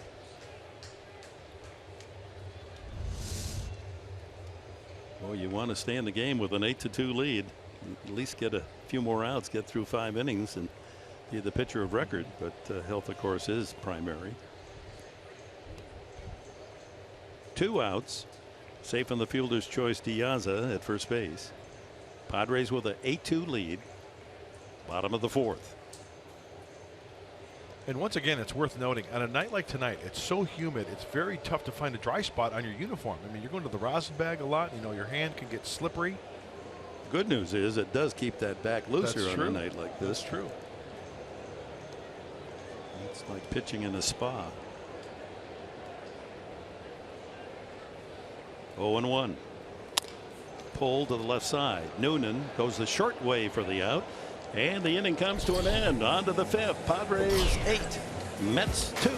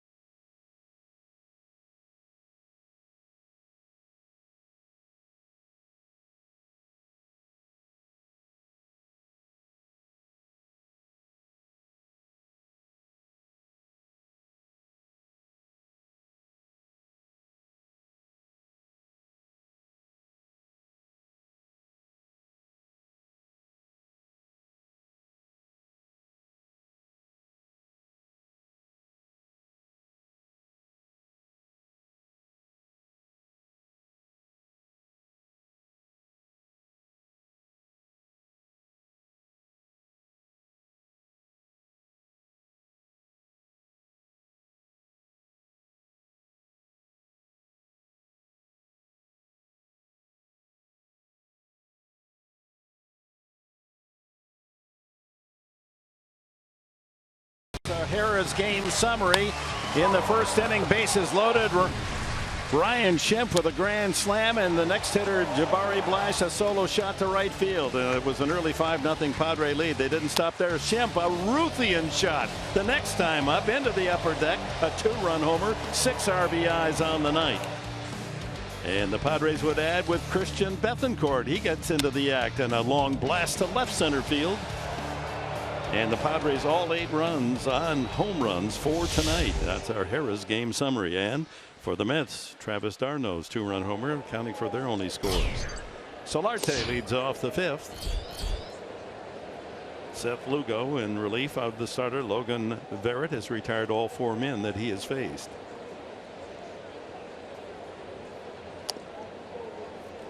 Inside, 1-1. So for Lugo, a chance coming back from AAA Las Vegas for him to impress, since Verrett certainly did not win himself a spot on the major league rotation. And as Terry Collins said, if the guys up here aren't doing it, we've got plenty of guys in Las Vegas who are willing to try, just waiting to get up here in these uniforms. You know, the baseballs are better up here in the big leagues. The spreads are better up here in the big leagues. The travel, the meal money. 3-1. Right. I remember guys would complain in AAA, right? Yeah. Because AAA is very tough to manage and coach. Because you got the prospects coming up, you got the veteran guys coming down. Pops him up left side. Rivera, the third baseman, calling. And that's 5 in a row for Lugo. I remember guys would complain, and one coach who would go in nameless, just look at the player and go, "You don't like it here? Play better." Right? Yeah. Boils down to playing better. If you want better baseballs, if you want better spreads, if you want more meal money, play better. Then maybe you'll get to the big leagues. On the other hand, there may be a guy down at AA. Rather, if you don't want to be here, he might want to come up here.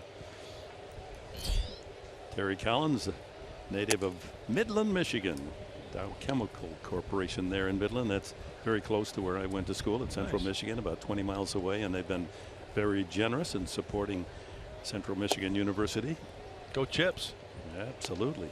Looking forward to their football season. Coach Bono, I think he's got it going there.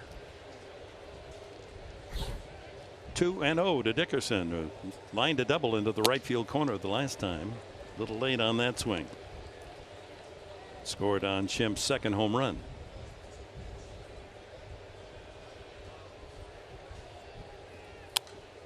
Good swing. 2-2. Back in the days when the fastball league actually had professional leagues, and fastball Midland always sponsored one of the top really? softball, Nice. fastball teams. Briggs. Did you play in that league? Briggs. No, I didn't make it.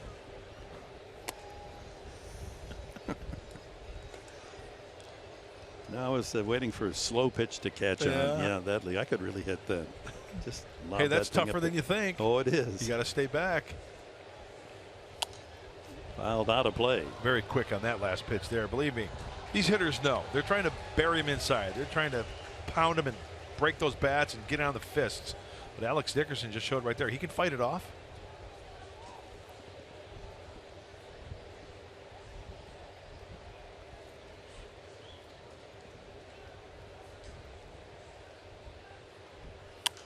Another foul. Oh, I'm having a real Olympics hangover. I can't. Oh, I yeah? can't go to sleep at night. I can't. I wait You're till hooked. the last. It's in your blood, though. event. Well, I know. I had the privilege of covering 4 of those, and I mean, what that Simone Biles has done, and Michael Phelps and Katie Ledecky. Ledecky. I mean, they're just amazing. Fly ball, shallow center. In comes Diaza for the second out. And time now for the tools of the trade, brought to you by Ram Trucks. How about the 2 home runs from Ryan Schimpf? The first one in the first inning, a 1-0 count. Let him get extended. That's how you crush mistakes. The perfect swing from the Padres second baseman. Grand slam. And then the second one in a little bit more. Sends this one to the upper deck. Home runs 11 and 12. The second home run was first pitch fastball. He was all over it. He's seen 3 pitches, hit 2 home runs. Let's see if he can add on right here. Different pitcher, however, and Seth Lugo is not allowed a base runner yet. And sends in a breaking ball for a strike.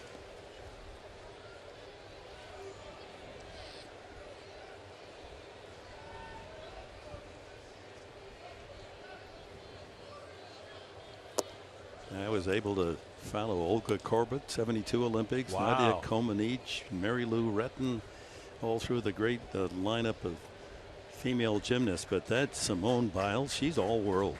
I mean, there's just never been anyone like her. Fouled away. Put a bat in her hand, she might hit a home run. And Michael Phelps, I mean, I just love it when he gets up on the block and he does that little thing with his wing Right, spread and right. slaps himself in the. He's like a condor. I know. His He- wingspan's about, unbelievable. About 9 feet. 1-2 to Schimpf. Pulls that into the upper deck. Now that is a fan with a seat in that location could not expect to get a foul ball from a left-handed hitter. Way out in front of that one. And you know what this at bat? Nothing but soft stuff, breaking stuff. I haven't seen a fastball yet this at bat to Ryan Schimpf.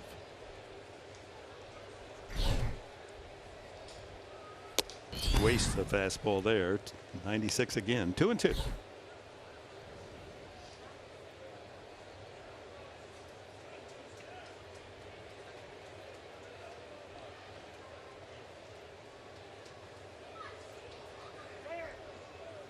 Call time.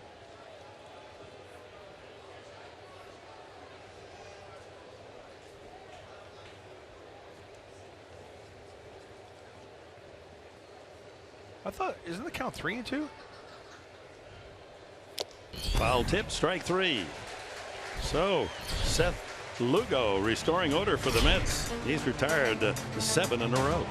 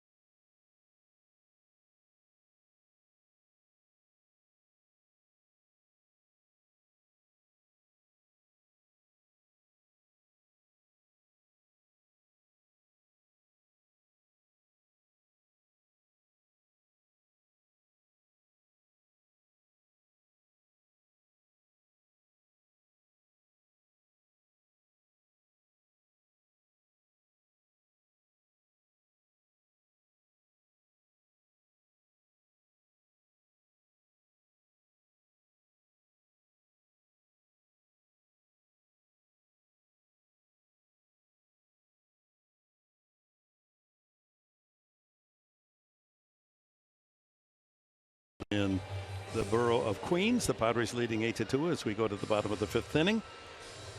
And always topical, the MVP projecting the possible votes: Chris Bryant, Anthony Rizzo, Daniel Murphy, former Met, Nolan Arenado. That's a tough call. It is. And if I'm going backwards to forwards, I would say off with this guy because defensively speaking, not a good second baseman. Hey, when's the last time there was co-MVPs? How about co-MVPs on one team? So, hey, there's a lot to talk about. Great discussion. Not saying I'm right, but great baseball discussion with those guys. And then Nolan Arenado. No, he won't get it because he's in the West, Arenado. But I would vote for him. Very valid points. No question about it. He could have been the MVP last year with his numbers. And there's a high fly ball to right field. Blash easing back to the path. And one away as Ty Kelly, pinch hitting, goes after the first pitch, and one away. Well, that'll be all for Seth Lugo. Certainly did the job in 2 1/3. 7 straight outs. Well, after the visit, Dick, with the trainer and Andy Green for Paul Clemens, he's thrown some good curveballs and gotten some good results. So that's a big first out here. 2 outs away from qualifying for the win. Ooh, line drive back through the middle, right through the glove of Paul Clemens. Granderson shooting a liner through the box. And that's the 4th Mets hit of the night. First pitch hacking. Hey, you see the fastball? You hit it right over the glove, right back where it came from. Looking at the glove as if it's the leather's fault. You're just lucky you were able to react to get out of the way of that one. So a 1-out single for Granderson. And TJ Rivera's the batter.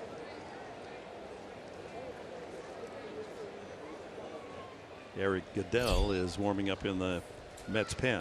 Good curveball, strike 1.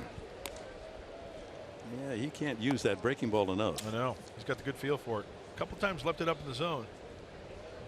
He did there, but taken by Rivera.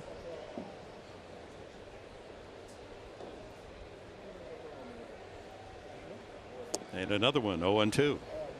How about our Cholula flamethrower? How's it working here in New York? Well, Paul Clemens, it's hot, it's humid. The fastball, oh, it's up there too at 96, and that's hot sock. You know what? That's like heat index of 104. So you mix in the humidity with the velocity. Right. And that's hot sauce. 2 strikes now on Rivera. And another breaking ball didn't bite. Does the humidity, high humidity that we're experiencing, does that impact Cholula? Oh, yeah. A little extra bite to it. Doesn't water it down? I mean, because there's so much. It'll do that to the humidity, absolutely. So you got to put another little shake in there, another little drop or two. Fastball wasted away, 2-2. It's all about adjustments, Professor. The great ones adjust, you know.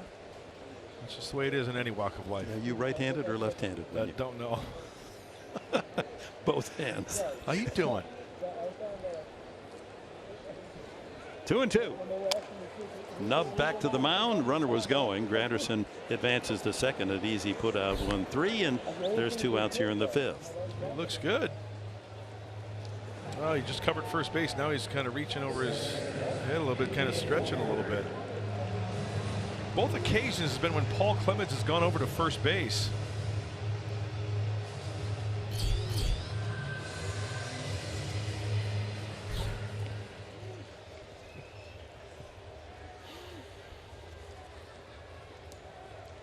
Neil Walker up twice, walked twice. Speaking of eating, you'll never believe what I read in the New York Times business page today about Oreos. You like Oreos? Oh, don't put a whole package in front of me with a gallon of milk. No chance. What do you got? Get this. You know, they've tried to, you know, the filling, usually it's a vanilla filling. Right. And they tried watermelon filling. And, oh, don't tell me they're and going. lemon filling. They tried that. I'd go for that. Right. What's the latest? Bacon? A limited edition of Swedish fish flavored filling. Oh, that's so disgusting. Who's going to buy that? That's so disgusting. I mean, even the Finns won't buy that. Outside to Walker. Don't fix it if it ain't broken, huh? Yeah. Yeah, but you got to get new customers, and I guess their sales in Stockholm have been down. Yeah, this has been one burr in the saddle for these Mets. Runners in scoring position, only 202. They can't get a runner in to save their lives. Clemens again stretching after that follow through. 2-0 the count. You get the feeling he just wants to get this last out in the 5th inning, and we're going to see somebody else from the pen. Take off his glove?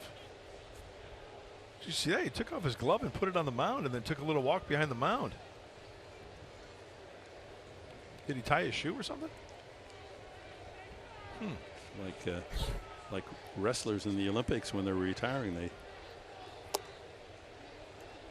put an item, take off their shoes, and then they put whatever that towel or whatever it is on that to say, hey, that's it for me. And Green steering along with Balsley. I think they have to be concerned. Absolutely. The body language not good. And 3-0 now the count. Oh, ball 4. Now he's really struggling. So a single and now a 2-out walk, and with an 8-2 lead, Jay Bruce, a power hitter, coming up. One swing and the Mets are back in this game. Walker has walked 3 straight times.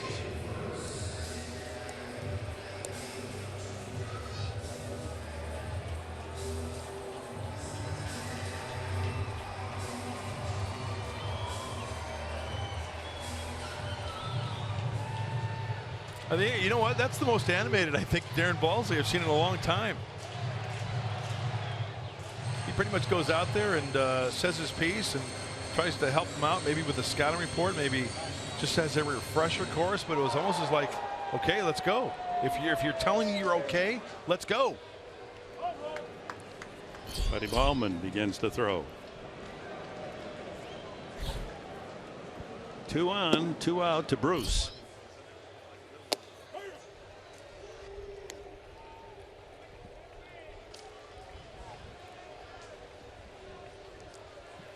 Ground out, foul out for Bruce tonight.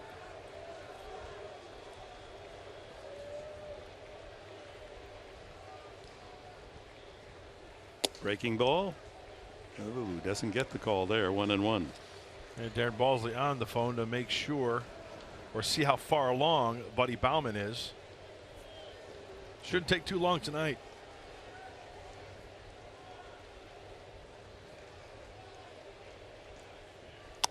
Lined by the dive of Schimpf. That'll bring Granderson around third. He'll score. It's 8-3.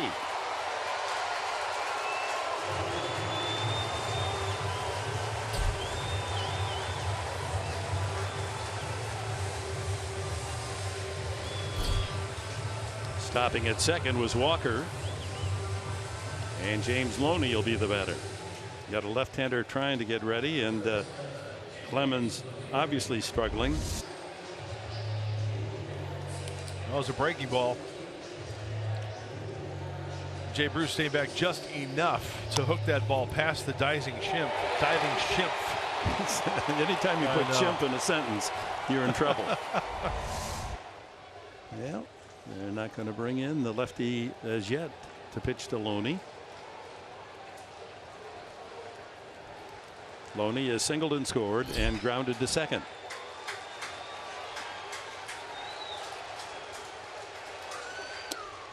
Strike one, 92 on the fastball. He's been up to 96 as you saw through Cholula earlier.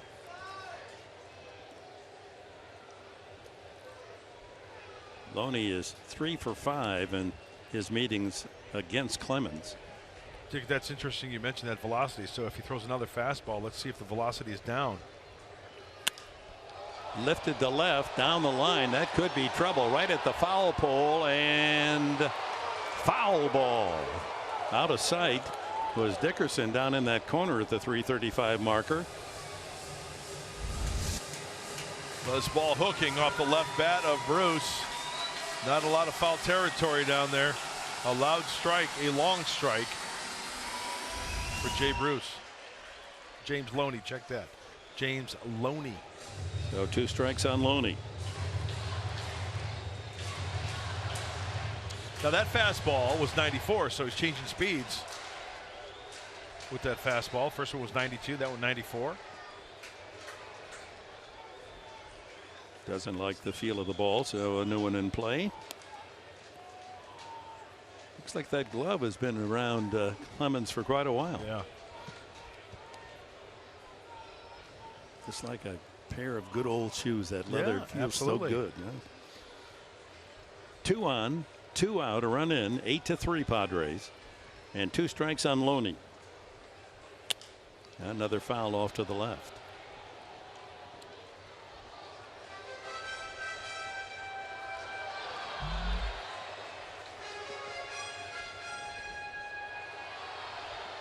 Loney, a good contact hitter. He's only struck out 29 times this year.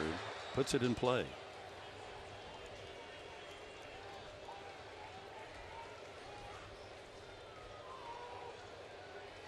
Walker at second, Bruce at first.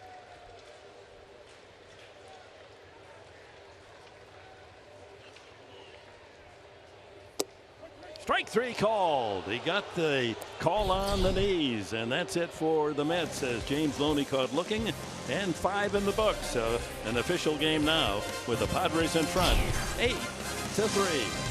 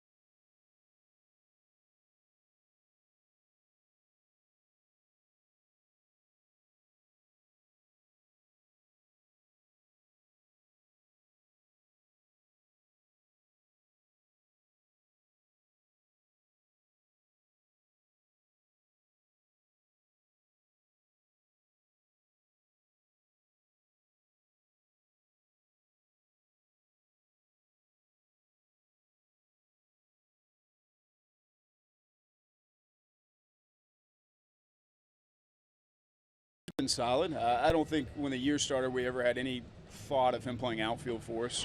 And he's gone out there and he's caught what's been hit to him and he's thrown it in. He's done a solid job there. He's had pretty good at-bats consistently. And then I think recently, like, his game calling's gone to another level. That was something early in the year that we were trying to get him to take more pride in. And recently, like, we've had a lot of conversations with him, and I think he's done a much better job of attacking hitters' weaknesses, pitching to pitcher's strength. I think the game he called for Edwin Jackson in Pittsburgh when he had the shutout was probably one of our best, if not our best called game of the season.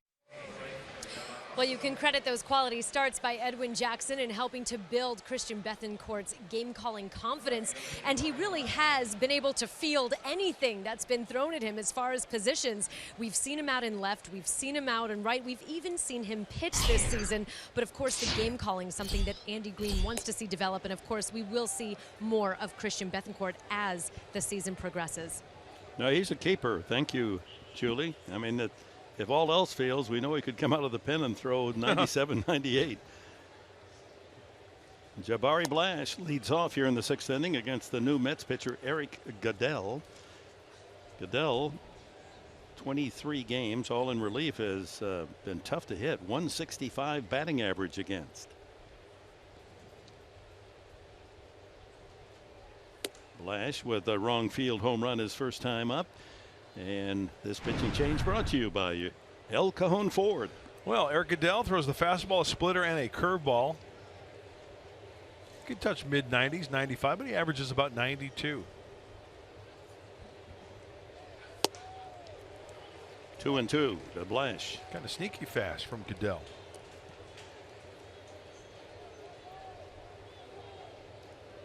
Ty Kelly stays in the 9th spot in the batting order, replaces Rivera at third base.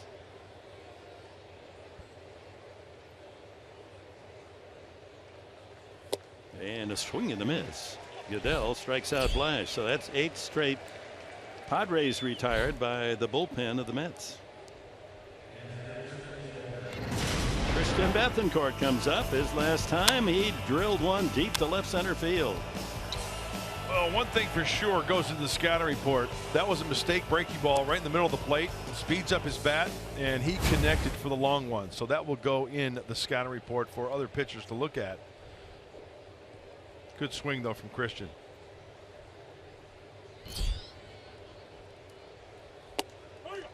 Oh, speed for a strike. In case you're just joining us, the Padres hit 4 home runs tonight, 2 in the first inning. Grand slam by Schimpf, number 11, and a solo by Blash, his third. And then in the third inning, a couple of more home runs, a 2-run shot from Schimpf and a solo for Bethancourt.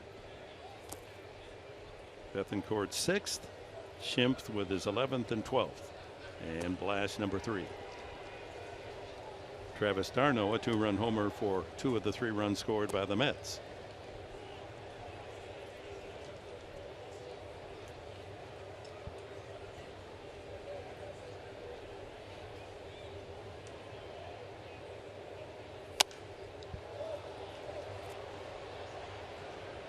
One and 2. Goodell from the Bay Area, born in San Mateo and lives in Hillsboro.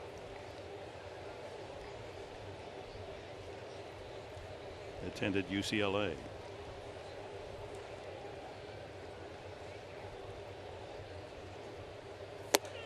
And back-to-back strikeouts.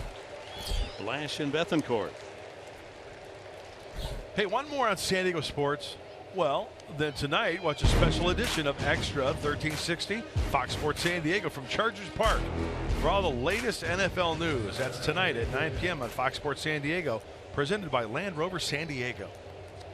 And then the Chargers tomorrow night open their exhibition season at Tennessee. Nick Noonan flied to center, grounded to second. 84 on that delivery. Goodell did come up with the Mets the last couple of years. Pitched in 35 games last season. A lot of off-speed stuff. Looks like he's going to that splitter or slider right there. Kind of tough to tell, but it does have break late down in the zone. It looks as if Paul Clemens' night is through. Should Noonan reach safely, the next hitter is Clemens, and Alexei Ramirez is in the on-deck circle. Strike 3 called. You got a call there. Ball a bit inside, and Goodell comes in and strikes out the side.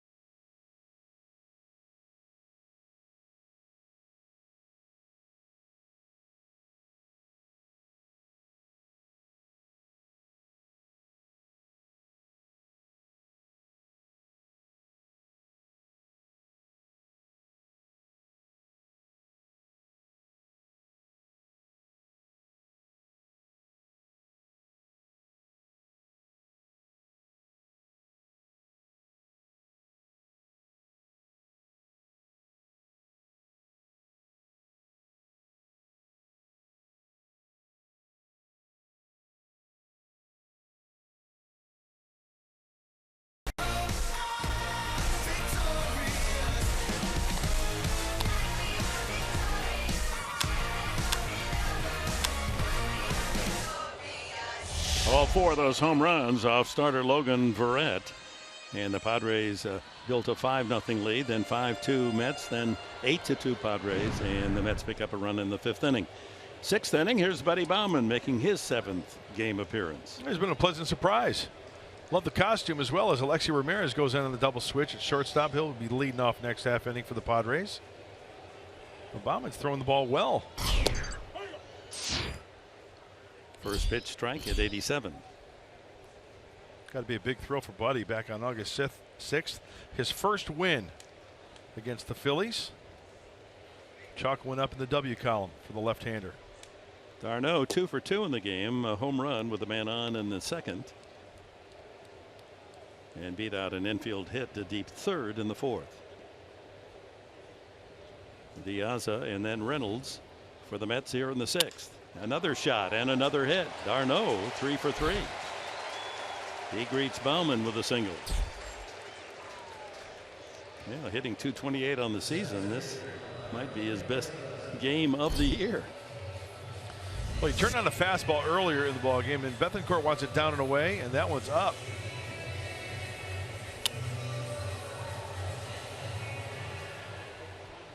Off the end of the bat, but a single to center or to left. Here's Diaza. His fly to right and safe on a fielder's choice. Grounded to the first baseman, Wilt Myers, the last time.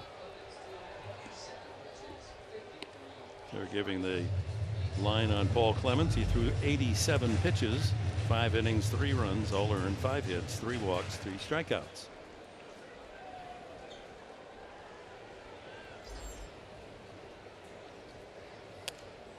Got in on the fists of Diaza.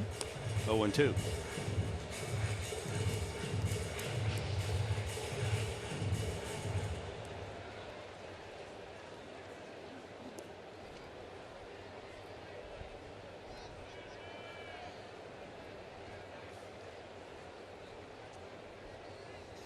Oh! Where'd that get him? In the neck. Oh my gosh.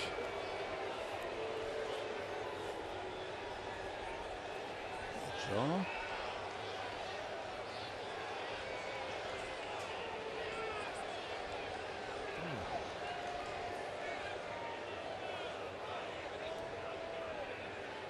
See the umpires reacting quickly, and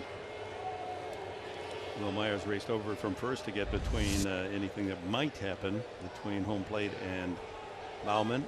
Oh, hit right in the jaw. Yeah, left side of the, wow.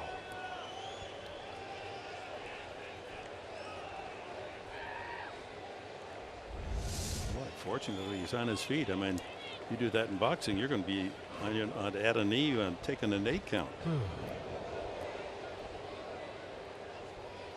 In an 8-3 game, no intent there. No.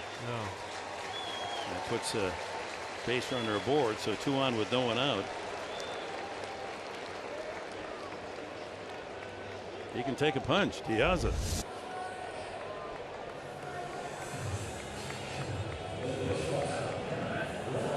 You know what? You know what? That's dangerous, folks. That's the carotid artery. That is, I'll tell you what. He is very, very lucky. That's he's lucky that was a glancing blow.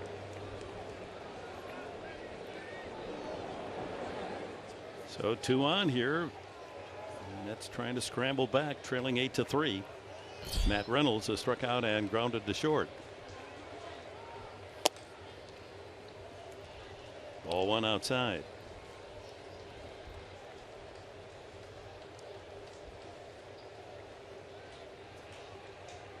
Ty Kelly, who entered the game as a pinch hitter in the 5th inning, is on deck.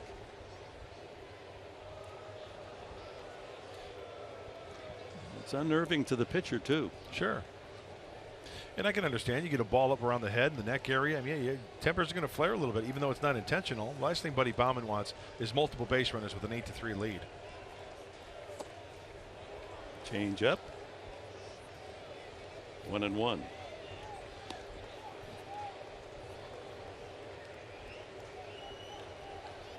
Able to smile. That's good.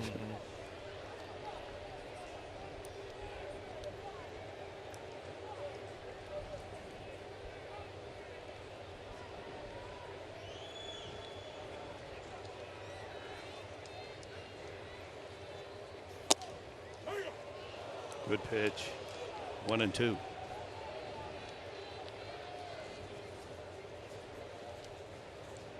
Infield looking for a double play ground ball chance.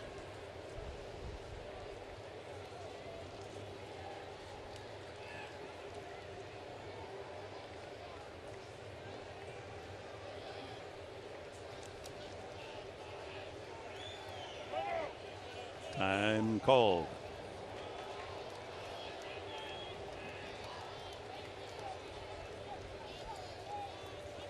And Bethancourt going to go out and talk to his pitcher with a count 1-2.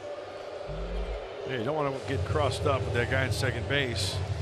Have a second, third situation. Take the force off.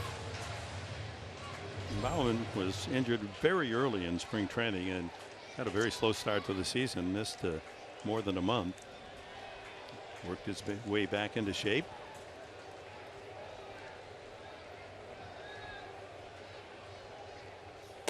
Way outside, 2-2.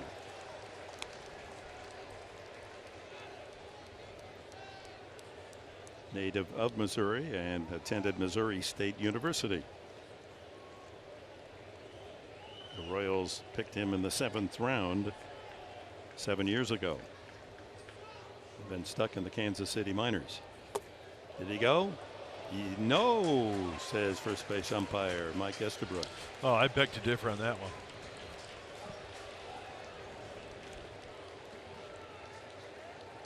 That's a big call, not a strikeout. Yeah. 3-2. And another chance for Matt Reynolds. Pitch was low, but did he swing? And there's a drive to left field. Dickerson turns. Can't make the play. Off the wall. 1 run scores. They'll hold the next runner at third on a double. It's 8-4. Reynolds delivers a 208 hitter. The line drive over the head of Dickerson. Darno scores from second and Diaz over to third. So Baumann unable to get an out thus far. Well, worked down in the zone, but a good looking swing by Reynolds. It looks like Alex Dickerson may have turned the wrong way. That ball's going to be hooking off the right-handed bat. Hey, Darno's got to wait. That ball's caught. He's got to go back. He went halfway. Well, Balsley quickly to the mound. Still no one out here, and 2 men on as the Mets whittling away. It's 8-4. Brad Hand starts to throw in the Padre pen. It's only the 6th inning and no one out. Plenty of time left. It's what Manager Green didn't want to happen, and that's get into the bullpen early. It's hoping Baumann could have an easy inning. It's been just the opposite. Single by Darno. He hit Diaz, and now the RBI double from Reynolds.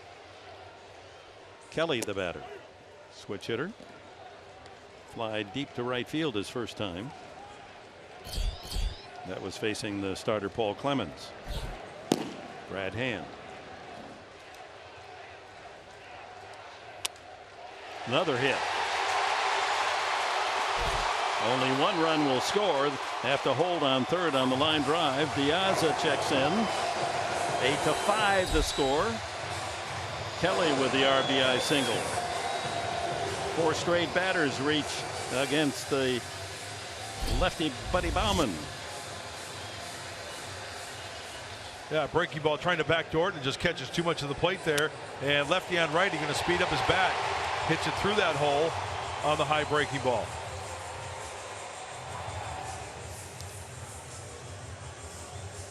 This may be a stall technique now as they meet at the mound to make sure that Hand is loose.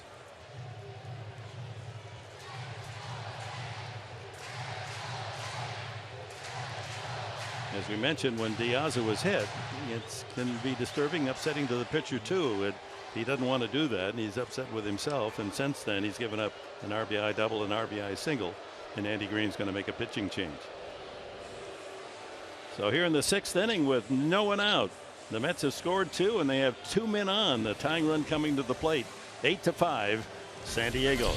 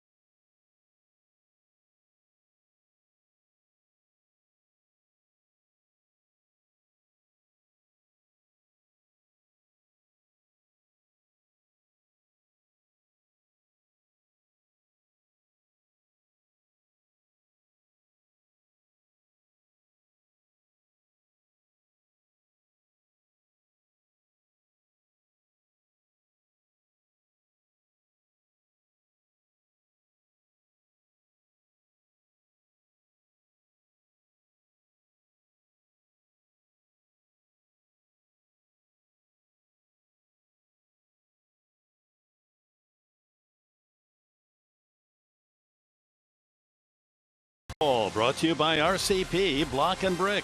Start your outdoor project at rcpblock.com. By Petco, where the healthy pets go. And by your San Diego County Lexus dealers. So that 8-2 lead is melted away, now 8-5, and with no one out, the Mets have runners at the corners here in the 6th inning, and Brad Hand trying to stop the bleeding here as the lower end of the order causing trouble in the 6th. 4 straight men reaching safely, and now we go to the leadoff hitter, Curtis Granderson. And Brad Hand, you know, he's a few more ticks up on the radar gun as far as velocity from Buddy Bauman. So to be lefty on lefty, Granderson against left-handers hitting only .228 this year. 1 for 3 tonight against the right-hander Clemens. Singled his last time. No one out. And 2 runs home, and the first fastball at 92, a called strike. Reynolds at third and Kelly at first.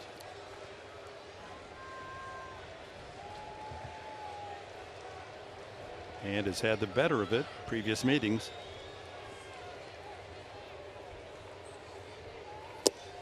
Strike 2. Nice. Boy, that first pitch strike that he got called really changes the complexion of the at-bat. Definitely in the driver's seat now, Brad Hand. And this is where Bethencourt's got to be on his game too now. Breaking ball, you got to smother that, keep that runner at third base. Keep the double play in order.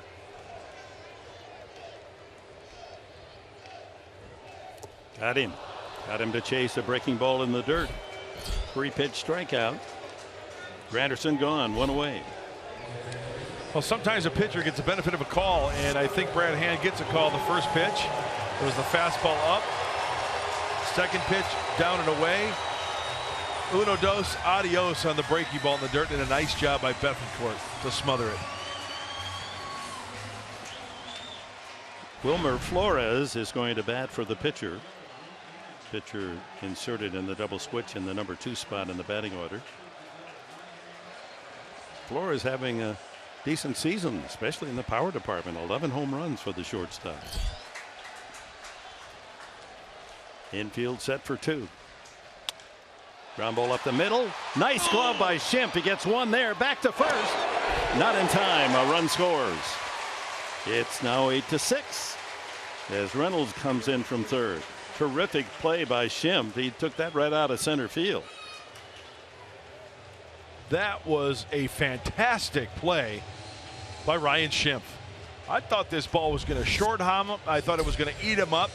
Plays it perfectly. The backhand flip. Ramirez spins glove side, and the nice pick by Will Myers at first. Yeah, he's safe. Yeah, he's safe. The ball has to be nestled in the back of the glove. So the 6-run lead now down to just 2 with 2 outs, and Neil Walker representing the tying run, batting right-handed. He hasn't had an official at bat. Up 3 times, walked all 3 by Paul Clemens.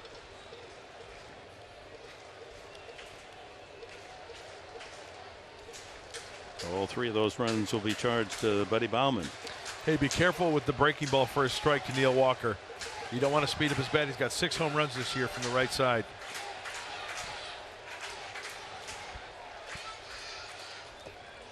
One and one.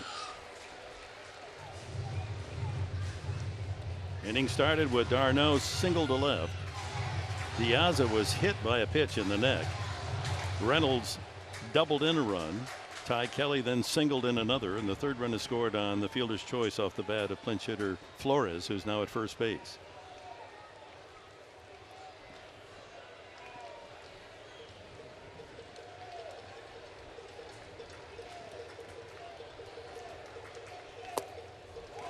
Over but low. 2-1. Padre pitching having trouble throwing strikes to Neil Walker. Perhaps in respect to those 20 home runs.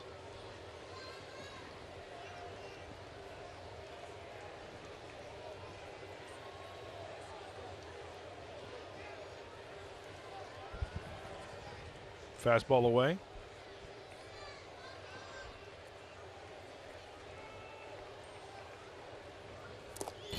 All the way to the screen. To second base goes Flores. He's in scoring position now, and the count's 3-1.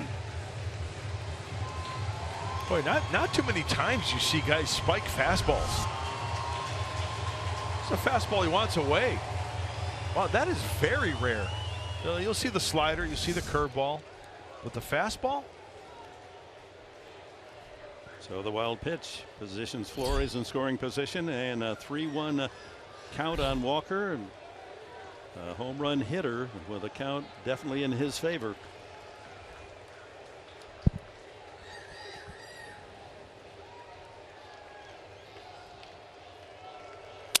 Broken bat grounder to short.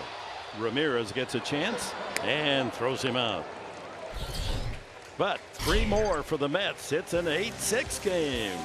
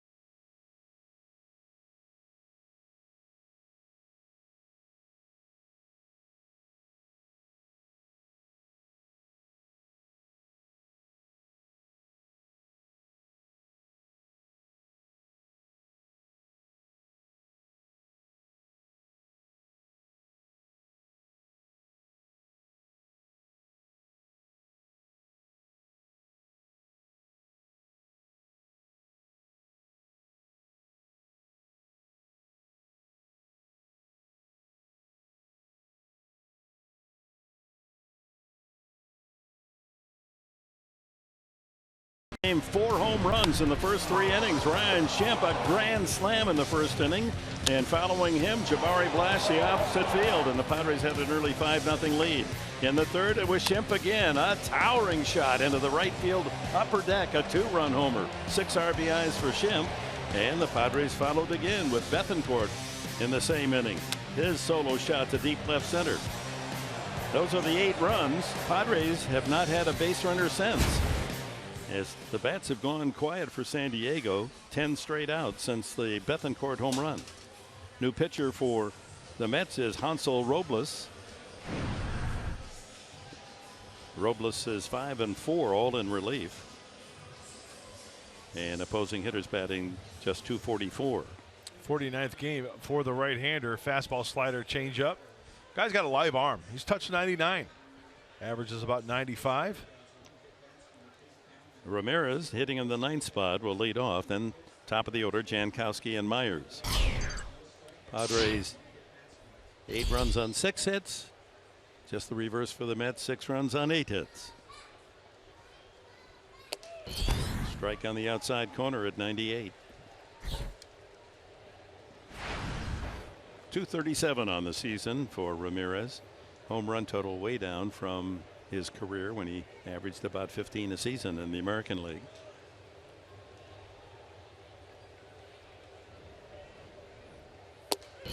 Oh, and 2. Oh, that's free and easy gas right there. That is a live brazo. That's arm in Spanish.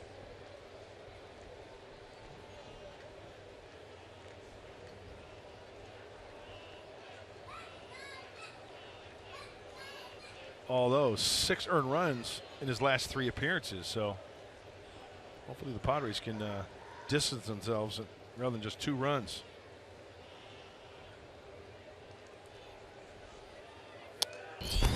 Stays alive. Defensive swing. And there you see the proof in the recap on Hansel Robles. last 3. No bueno. Giving up 5 home runs in 54 innings.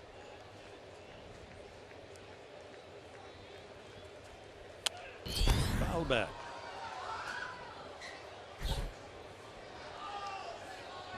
Tonight's game presented by Sony, the leader in 4K Ultra HD. Clarity of the picture is just amazing. What television has become. It's almost a 3D effect. It's remarkable.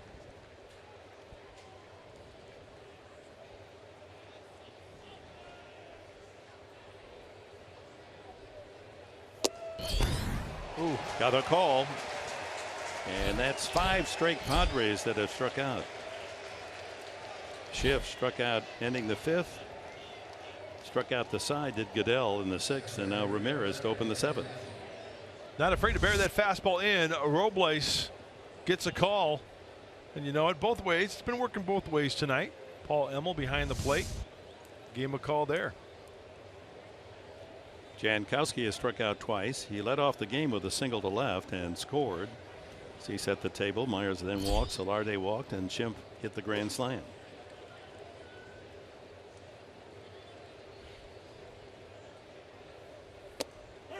Oh, that's a nice changeup. Cheers. You see the action on that pitch? 89-mile-an-hour changeup. Wow.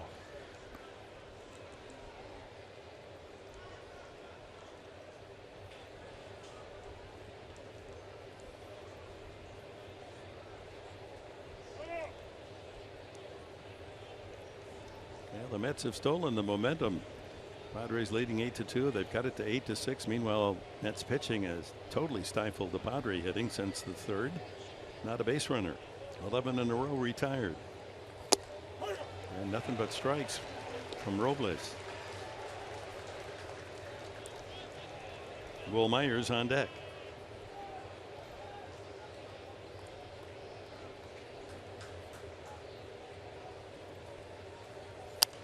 Almost a quick pitch there. Yeah, he'll do that. He'll sneak up on you. All those pitches away. We've seen them all from Robles this at bat. The changeup, the slider, and the fastball.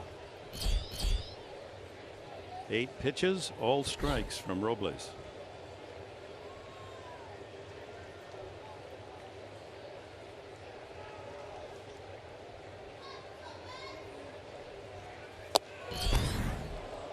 Not going to get the call on that one. 1-2.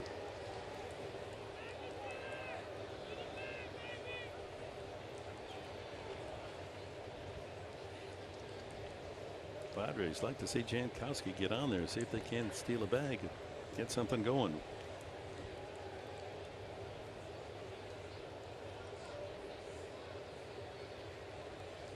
It sails back behind home plate. 1-2.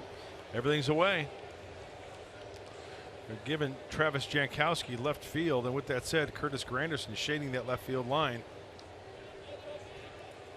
And Kelly at third base, a step and a dive towards the line there. Clear. Come on, there you go. Oh. Smothered at the plate. This copyrighted telecast is presented by the authority of the San Diego Padres and may not be reproduced or retransmitted in any form. And the accounts and descriptions of this game may not be disseminated without the express written consent of the San Diego Padres.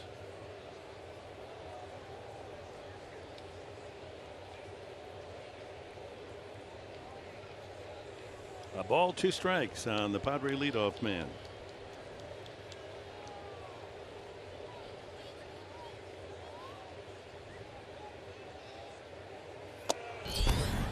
Outside. Some of the Mets fans helping the umpire, but those aren't close, the last 2. 2-2.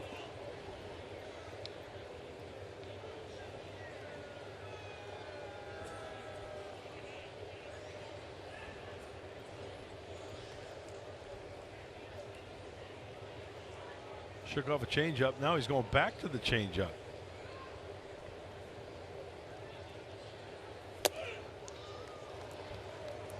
90-mile-an-hour changeup. Yeah, his fastball's about 98, 99. Full count now to Travis. Trying to break the string of Padre outs. It's reached 11 in a row. Ninth pitch of the at-bat.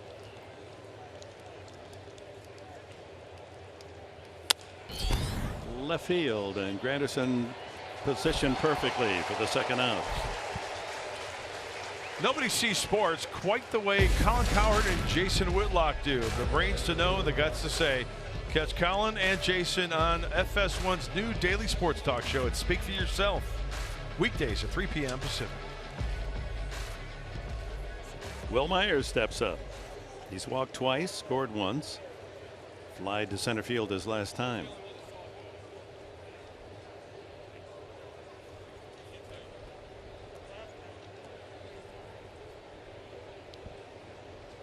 Since the All-Star break, Will's bat has become less potent. Only 3 home runs and 9 RBIs since mid-July. And you've got to credit part of that. He doesn't have Matt Kemp hitting behind him.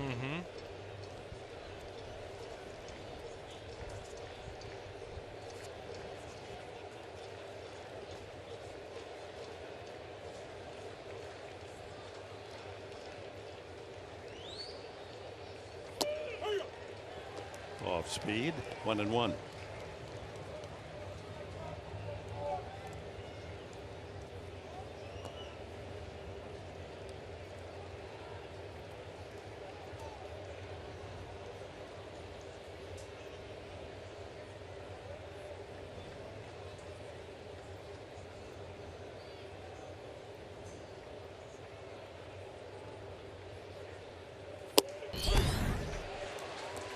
'98. Tell you what, he'll slow it down, but I'll tell you what, he'll heat it up with that fastball. Snail's pace in between pitches. Takes his good old sweet time getting set. And then bang, right up on top of you.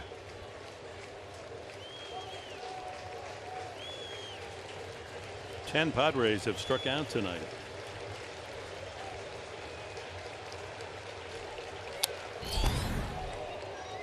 Got something in the middle of the plate at 98, not just something. A heater at 98 in the middle. The impressive thing is this at bat locating that 98 down and away to Will Myers. And there are kids out there who throw 98. They don't know where it's going. Looks like Robles has got a pretty good idea.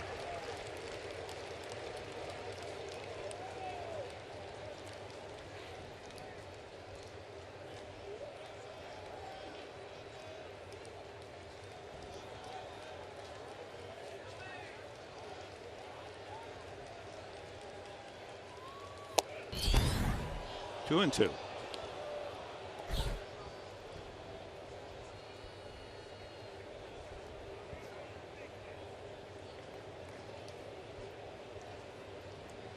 Good bullpen. 3.38 ERA. Third to the Nationals and the Dodgers.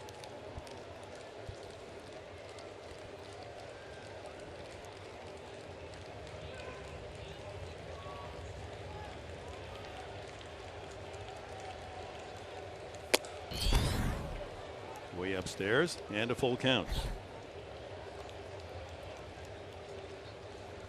Jan Solarte would be next. Okay, is Will Myers gearing for the fastball? Is Robles going to try to challenge him with that heater?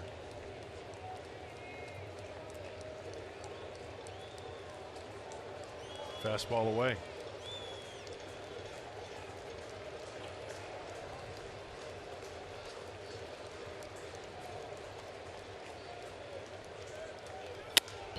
Popped him up. Middle of the diamond. Shortstop Reynolds under it. And another 1-2-3 inning. 13 straight Padres retired by the bullpen.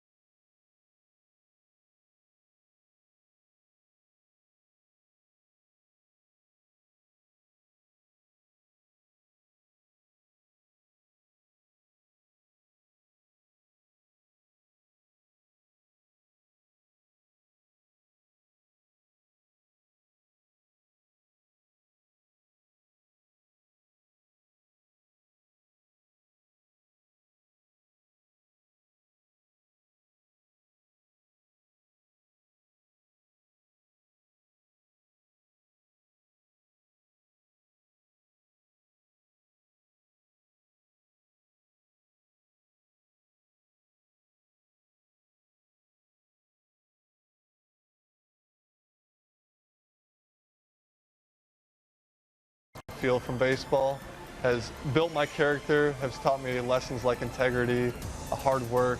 He brought people up to a standard that you felt like inferior if you weren't living up to kind of his level. So it was a lot of fun to be around him. He was, again, that leader type that you kind of needed. They give so much to us. It's nice to give a little bit back to them, and I know that they'll have these stories for the rest of their lives. That was a sneak preview of tonight's all-new Padres POV, presented by Sycuan Casino, tonight after Padres Live, right here on Fox Sports San Diego. And here we go. They've already stood and singing the anthem, the baseball anthem. Take me out to the ball game. And Jay Bruce, James Loney, Travis d'Arnaud, the middle three of the order to bat for the Mets. Trailing by only 2 here in the 7th. Brad Hand stays in for a second inning of work. Restored order. Buddy Bauman giving up without an out, 3 runs and 3 hits.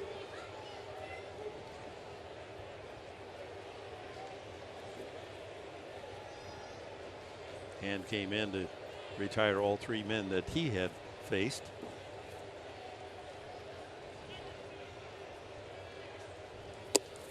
That's in there. 1 and 2. Bruce beat the shift with a line drive to right, knocked in a run. Number 85 on the season for Bruce in the last inning.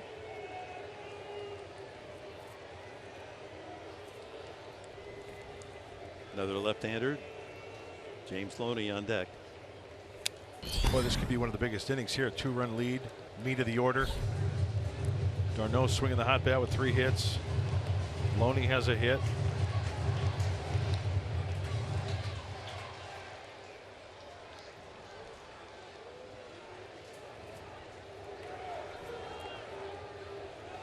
Gives up a little on the handle with 2 strikes. He got him. Good breaking ball. Just painted the outside corner. Second strikeout for Brad Hand. Fastball. Greatly located too, Professor. Froze him. Here's James Loney. Singleton scored back in the 2nd. He's grounded out and struck out since.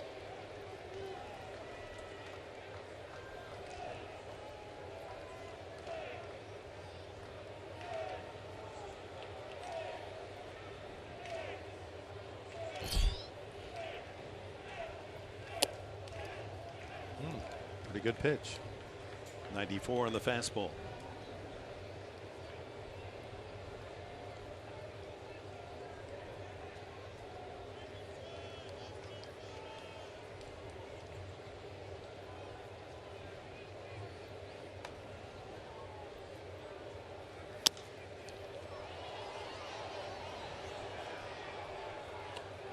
So the Mets, while it's been disappointing, they're 4-7 the last 11 games. They are very much a part of the wild card picture. Currently, it would be the Dodgers and Marlins would qualify, but St. Louis only a game out, Pittsburgh 2 back, and the Mets are just 3 back at 500. Well, the pitching is the big key. I mean, they're pitching well. They got the good bullpen. We mentioned that. It's just the offense. That breaking ball has Loney backing away, and it's 1 and 2. Runners in scoring position been terrible, as Dick mentioned earlier. They're last in the National League with a .236 average. Key players on the DL. It's a lot of slack to keep, to pick up. Big key. How many of those players will come back for September? 1 and 2. And way outside, another bender.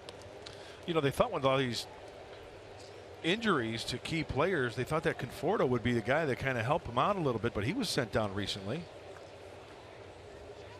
So it's a tough go around for Terry Collins. Defending the National League pennant, the Mets.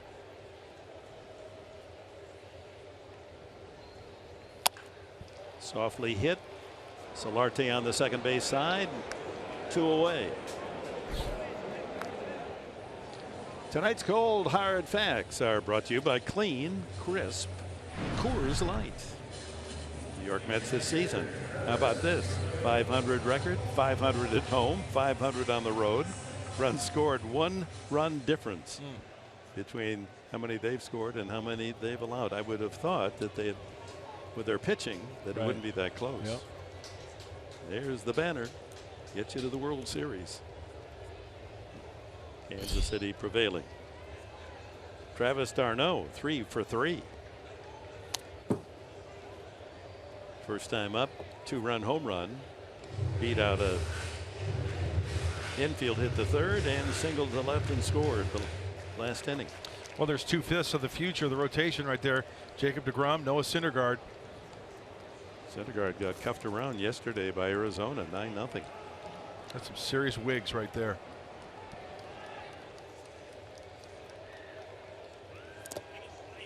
One and one. We'll see one of the top pitchers, Jacob deGrom, tomorrow. He'll go against Jared Cosart of the Padres. 3:30 our TV start here on Fox Sports San Diego. deGrom's record not that impressive, 7-5, but look at the ERAs, 2.35.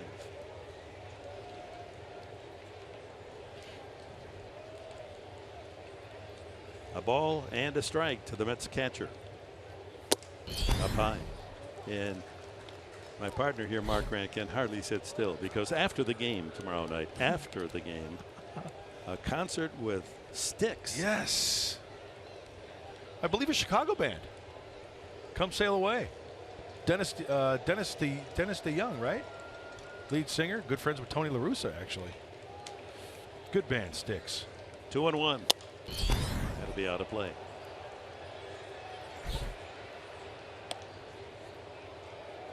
What's their biggest hit?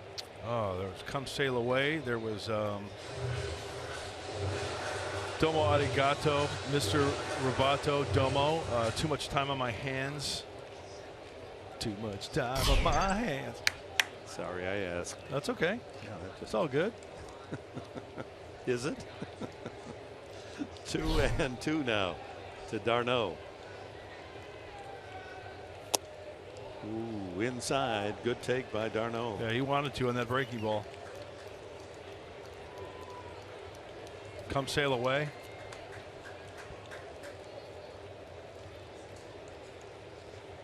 Future big leaguers right there. They're ready. Glove in hand.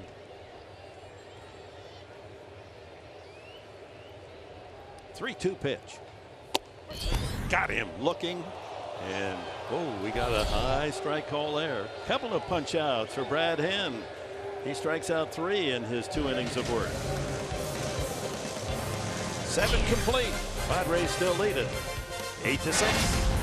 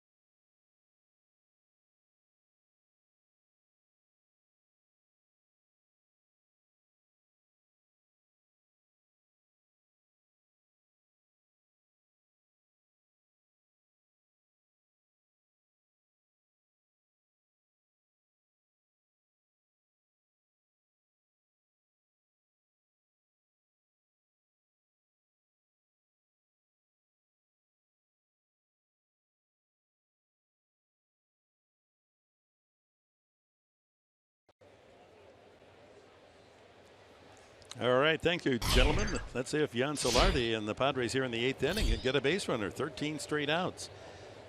And they'll see Hansel Robles for the first time and first pitch hunting, and Solarte grounds it to the shortstop. And 1 pitch, 1 out, 14 straight. 4 2/3 innings, the bullpen, no runs, no hits, and 6 strikeouts. Alex Dickerson with Schimpf to follow. Dickerson a double in 3 at-bats. And believe me, Dick, we talked about that team meeting that Terry Collins had. As you take a look at the bullpen comparisons, you know, this is a team that's fighting back. They're only down by 2. They've got some fight in them tonight. They want to prove to their manager. Ryan Buchter begins throwing in the Padre pen off speed, and Dickerson out in front. 88-mile-an-hour changeup from Robles.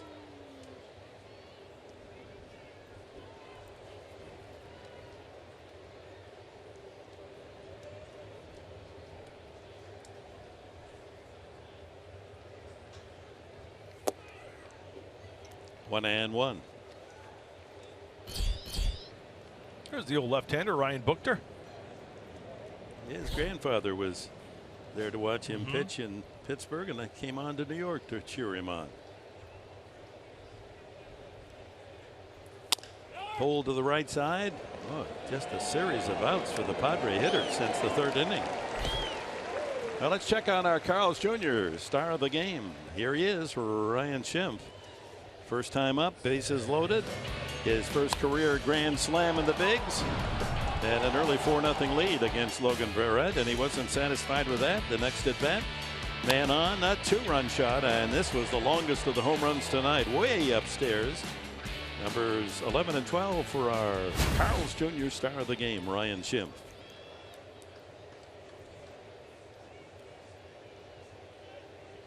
The other home run solos by Jabari Blash, number 3, and Christian Bethancourt hit his 6th. Well, after those 2 home runs, nothing but soft stuff. Let's see what here. Oh, first pitch changeup. Time for our In the Driver's Seat, brought to you by Kia. Second multi-home run game of the season for Schimpf. 6 RBIs, his career high here as a rookie.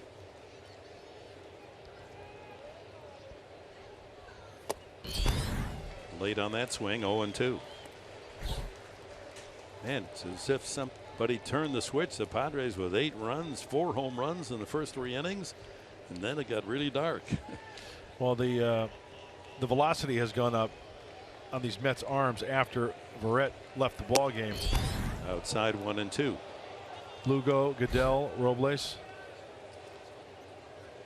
That's a very small attendance here at Citi Field tonight. 24,422 on a Friday night. There's a lot of competition with the Giants opening their exhibition season. Of course, the Yankees, all the publicity for A-Rod in his last game.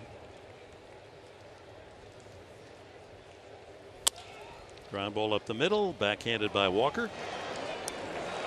16 in a row retired by the bullpen of the Mets. Bottom of the 8th, it'll be De Aza leading off.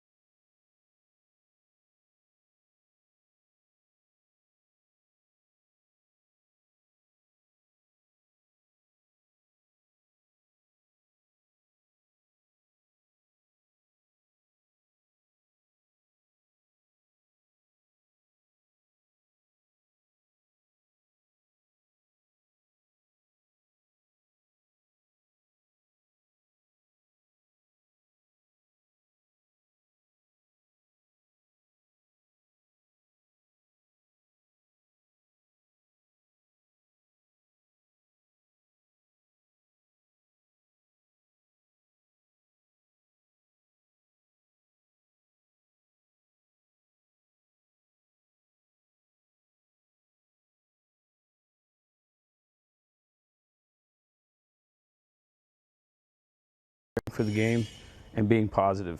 And the Padres' own Jimmy Jones told me that it's hard to be positive all the time when you're coaching because it's inherently negative. You're always looking at the bad and fixing things. So to remain positive, I mean, it's the most important thing you can do, be prepared and try to keep the guys light and positive. That was a sneak preview of Tuesday's bullpen edition of SD Live, Tuesday after Padres Live, right here on Fox Sports San Diego. That's a nice insight there from Griffin Benedicti and Justin Hatcher, working with Doug Bachler in the bullpen. And out of that pen comes Ryan Buchter for the 55th time this year. Oh, and look at the numbers. I mean, my goodness, this kid is having a great season. 55th game. The splits, remarkable. The strikeouts to innings pitch, outstanding. First pitch misses outside at 91 to Alejandro Diaza, fortunate to be in the game after getting hit in the neck by a pitch from Buddy Bauman back in the 6th inning when the Mets scored 3. 2-0. Diaza, Reynolds, and Ty Kelly, 7, 8, and 9 in the batting order for the Mets here in the bottom of the 8th.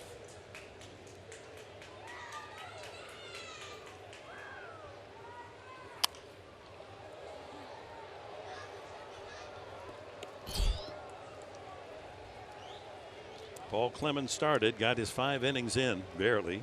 Gave up 3 runs and 5 hits, 3 walks, 3 strikeouts. He's the pitcher of record. Bauman could not get an out, allowed 3 runs on 3 hits.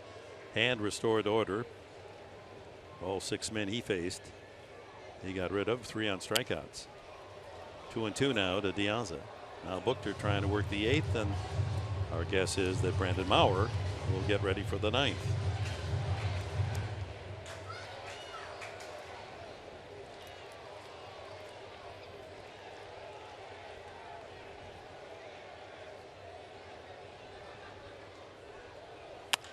Center field, Jankowski. 1 away. You just have to root for the Ryan Buchters of the world. Now 29 years of age.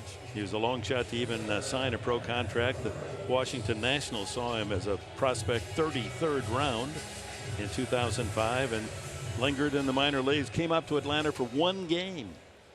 And here he is at 29, a star in the bullpen. We were talking to Ryan today earlier. He said his name was thrown out there. I mean, let's face it, bullpens and benches, that's what wins you pennants, right? Well, I'm sure there's a lot of teams out there who could use a guy like Ryan Buchter. So he was kind of surprised a little bit that he wasn't dealt before the trade deadline. Yeah, he was edgy. Padres able to keep him. He's a valuable asset. Yep. And I'm glad they did. Reynolds doubled off the wall his last time to knock in a run. Yeah, it's 1-1. They're 93 on the fastball. Hides the ball well. Yep. Especially even the right-handed hitters. Must be tough to pick him up. Shows him that name and number. You're absolutely right. Goes from the third base side and throws across his body just a little bit. 1-2 the count.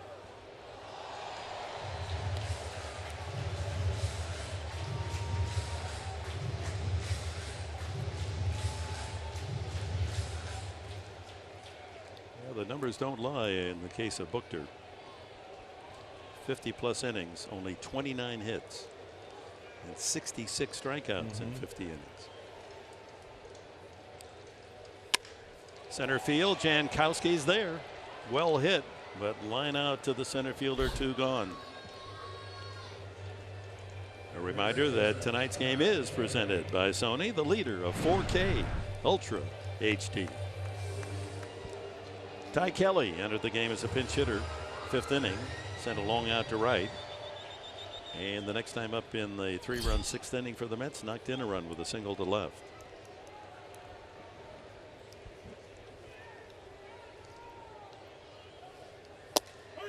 Just sounds like a athlete, doesn't it? Ty Kelly. Yep. That's what my next life. I think I'm going to call myself Ty Kelly. I could be. With a name like that, I could be a halfback too. Sure. Strike 2.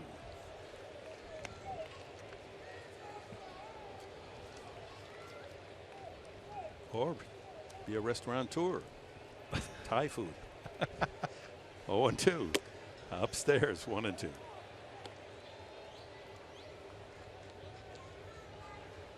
You feel it getting cooler? I think it's under 95 now. It's got a little better. And 1 and 2. Sharply hit at the shortstop Ramirez. And it's a 1-2-3 inning. They hit it hard, the Mets, but right to the gloves, and we go to the 9th. Padres ahead.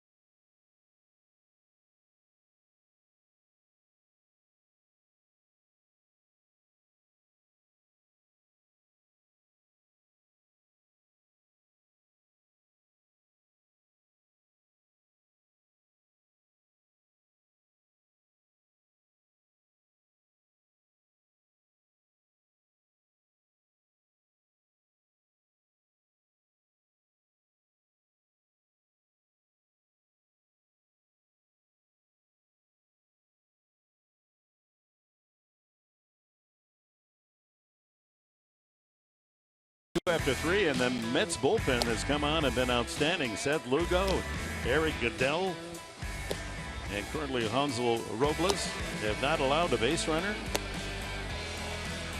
and have struck out 6.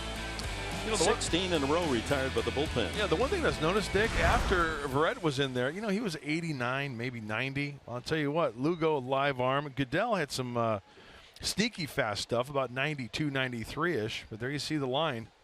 Robles now still in there. 6 strikeouts in 5 1/3. Very impressive. I'm a San Diego fan dreaming about another first inning. 5 runs, grand slam. You never know. Whoa. Lash leading off here in the 9th inning with Bethancourt and the pitcher spot to follow.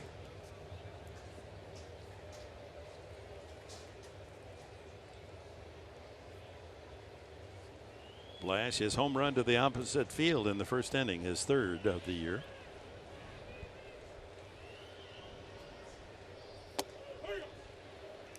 One and 1. Change up at 88. Brandon Maurer. Maurer power getting ready for the 9th.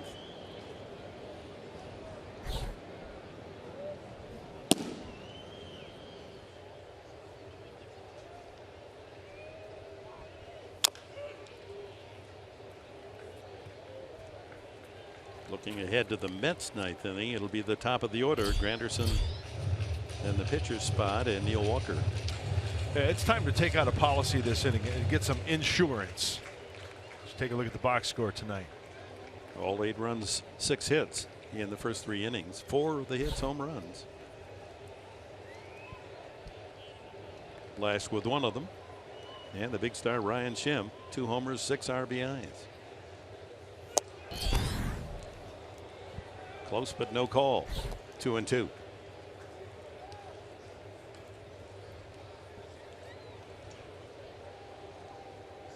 Jared Cosart will go for his first Padre win tomorrow, game 2. Our time 3:30 here on Fox Sports San Diego. Outside, full count. Against Jacob deGrom. Padres beat deGrom back at Petco Park earlier in the year, 5-3. And then Sunday, 9:30 our time, Clayton Richard, first start back with the Padres against Steven Matz, who is 8-8 for the Mets. Popped him up. Shortstop Matt Reynolds. Boy, I just wondered if that is going to come down. That was way up in the third deck level. So keys to the game. We check that now. San Diego Honda Dealers presents that feature of our telecast. Well, the first key was hit a first inning grand slam. And what do you know? Ryan Schimpf, first career grand slam in the first. Starters saved the bullpen. Well, Paul Clemens was having some back issues. He did complete five hits, 3 earned runs. 17 in a row. Retired by the pen. Here's Bethancourt. The last Padre hit was Bethancourt's solo home run in the third inning. Brett Wallace is on deck and is going to hit for the pitcher.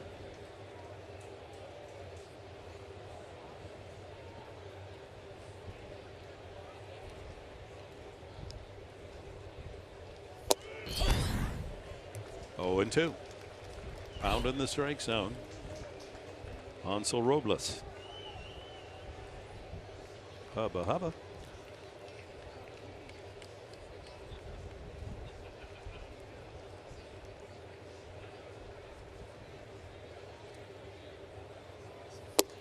Outside, 1 and 2.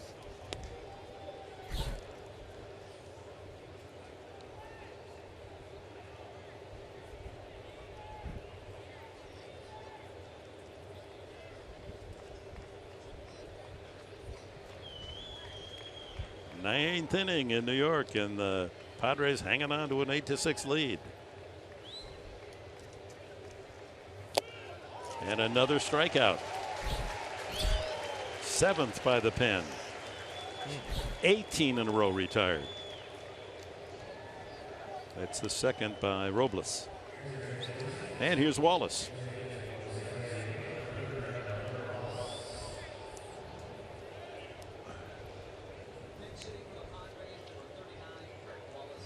Just this talk about the high and low of the offense in one game. Remarkable 4 home runs in the first 3 innings and 8 runs, and then total silence. Sense for San Diego, to full credit for the Mets bullpen. Strike 1. A lot of first pitch changeups I've noticed from Robles. That's a good sign, getting ahead with that pitch, because Brett Wallace, pinch hitter, you're looking for the old number 1 right out of the gate.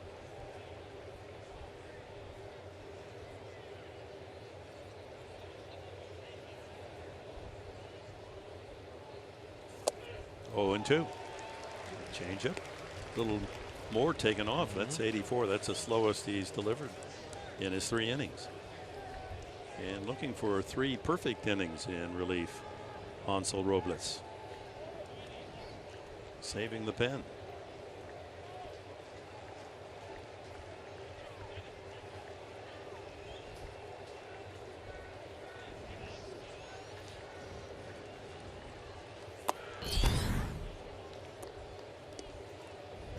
See what Darno did there. He kind of gave a movement up out of the corner of the eye. Wallace, hoping he'd see that maybe he's going to throw it up, and he fired it low.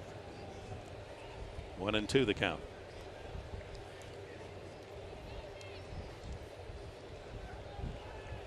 Well, one thing for sure, I would think Robles would not be available for tomorrow night. So if the Padres hold on to win this one, that's a good sign. Get him out of tomorrow's game. Swing and a miss, strike 3. Oh, what a finish by the bullpen of the Mets. 19 straight outs. But it's the Padres in front 8-6, and Brandon Maurer looks for the final 3 outs and a Padre 50th victory of the year.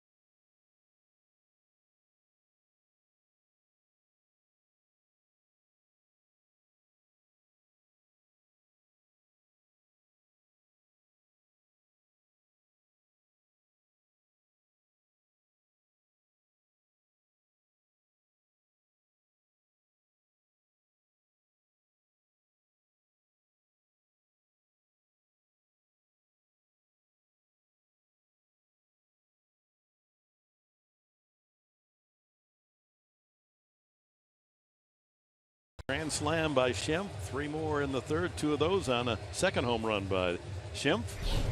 And all quiet since, but the Padres hanging on to that 2-run lead. And here's Brandon Maurer. His first save opportunity since way back on July 22nd. He's been in the game 8 appearances since. Here's a chance for that save. He is 5th of the year. He has to face Granderson and then a pinch hitter and Neil Walker here in the 9th. All right, look at hits to innings pitched. 45 hits and 53 frames for Brandon. And of course the strikeouts outweigh the innings. A good sign for Brandon Maurer. Starts with a fastball strike.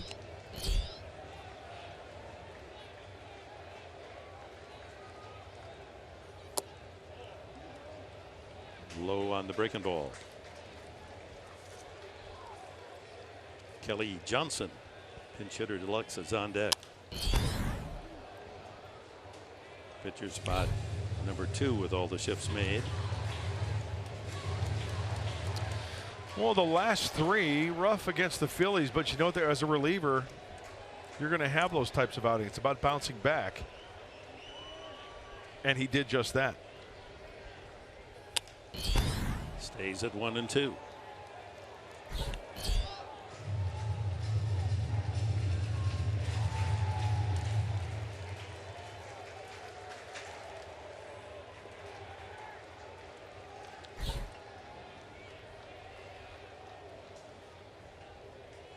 Granderson is 1 for 4 tonight.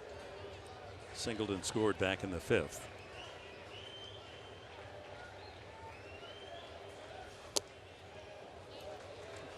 Off speed, and it's 2-2.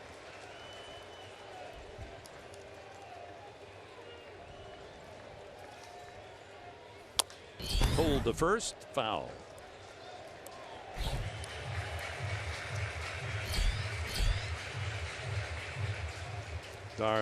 Darno, the catcher, 3 for 4, a home run included, leading the way for the Mets tonight. High fly ball deep to right center, but Jankowski has got it in his sights and loves it for the out. Can o' corn. That'll bring up the pinch hitter, Kelly Johnson. The veteran, the left-handed batter, has always been a tough out, and he's having a terrific job this year. He's hitting .290 with 3 home runs in the 20 games he started, and he has 3 pinch hit home runs this year. That ties him for the 4th most pinch hit homers in a single season in Mets history. So he comes off the bench swinging for something deep.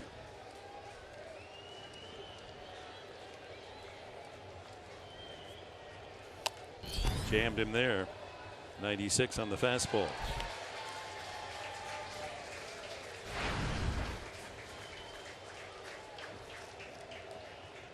Came over from Atlanta.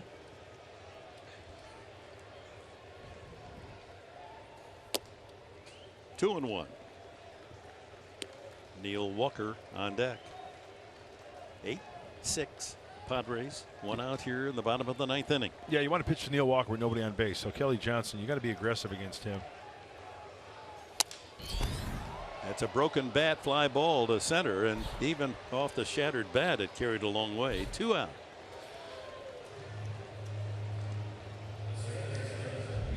Game 2 tomorrow. We'll be on the air here in Fox Sports San Diego at 3:30. It'll be Jared Cosart going for his first Padre win, and one of the outstanding arms in the Mets rotation, Jacob deGrom. 2.35 ERA for deGrom, a 7-5 record. So down to their final out, and Neil Walker, only 1 official at bat tonight. He grounded to short. He's walked 3 times. Should he keep it going? Jay Bruce, dangerous home run hitter on deck. So they've got 2 men back to back. Walker with 20 homers and Jay Bruce with 27 in the middle of that Mets lineup.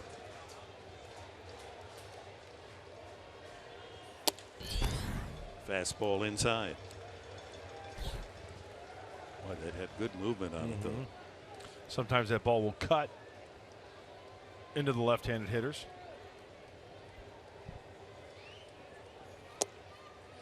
Ooh, got squeezed. Yeah, that was clearly in the strike zone. 2-0. Well, because of the home runs and lack of offense from the 4th inning on, no runners left on base for San Diego tonight. That would be a rarity, huh?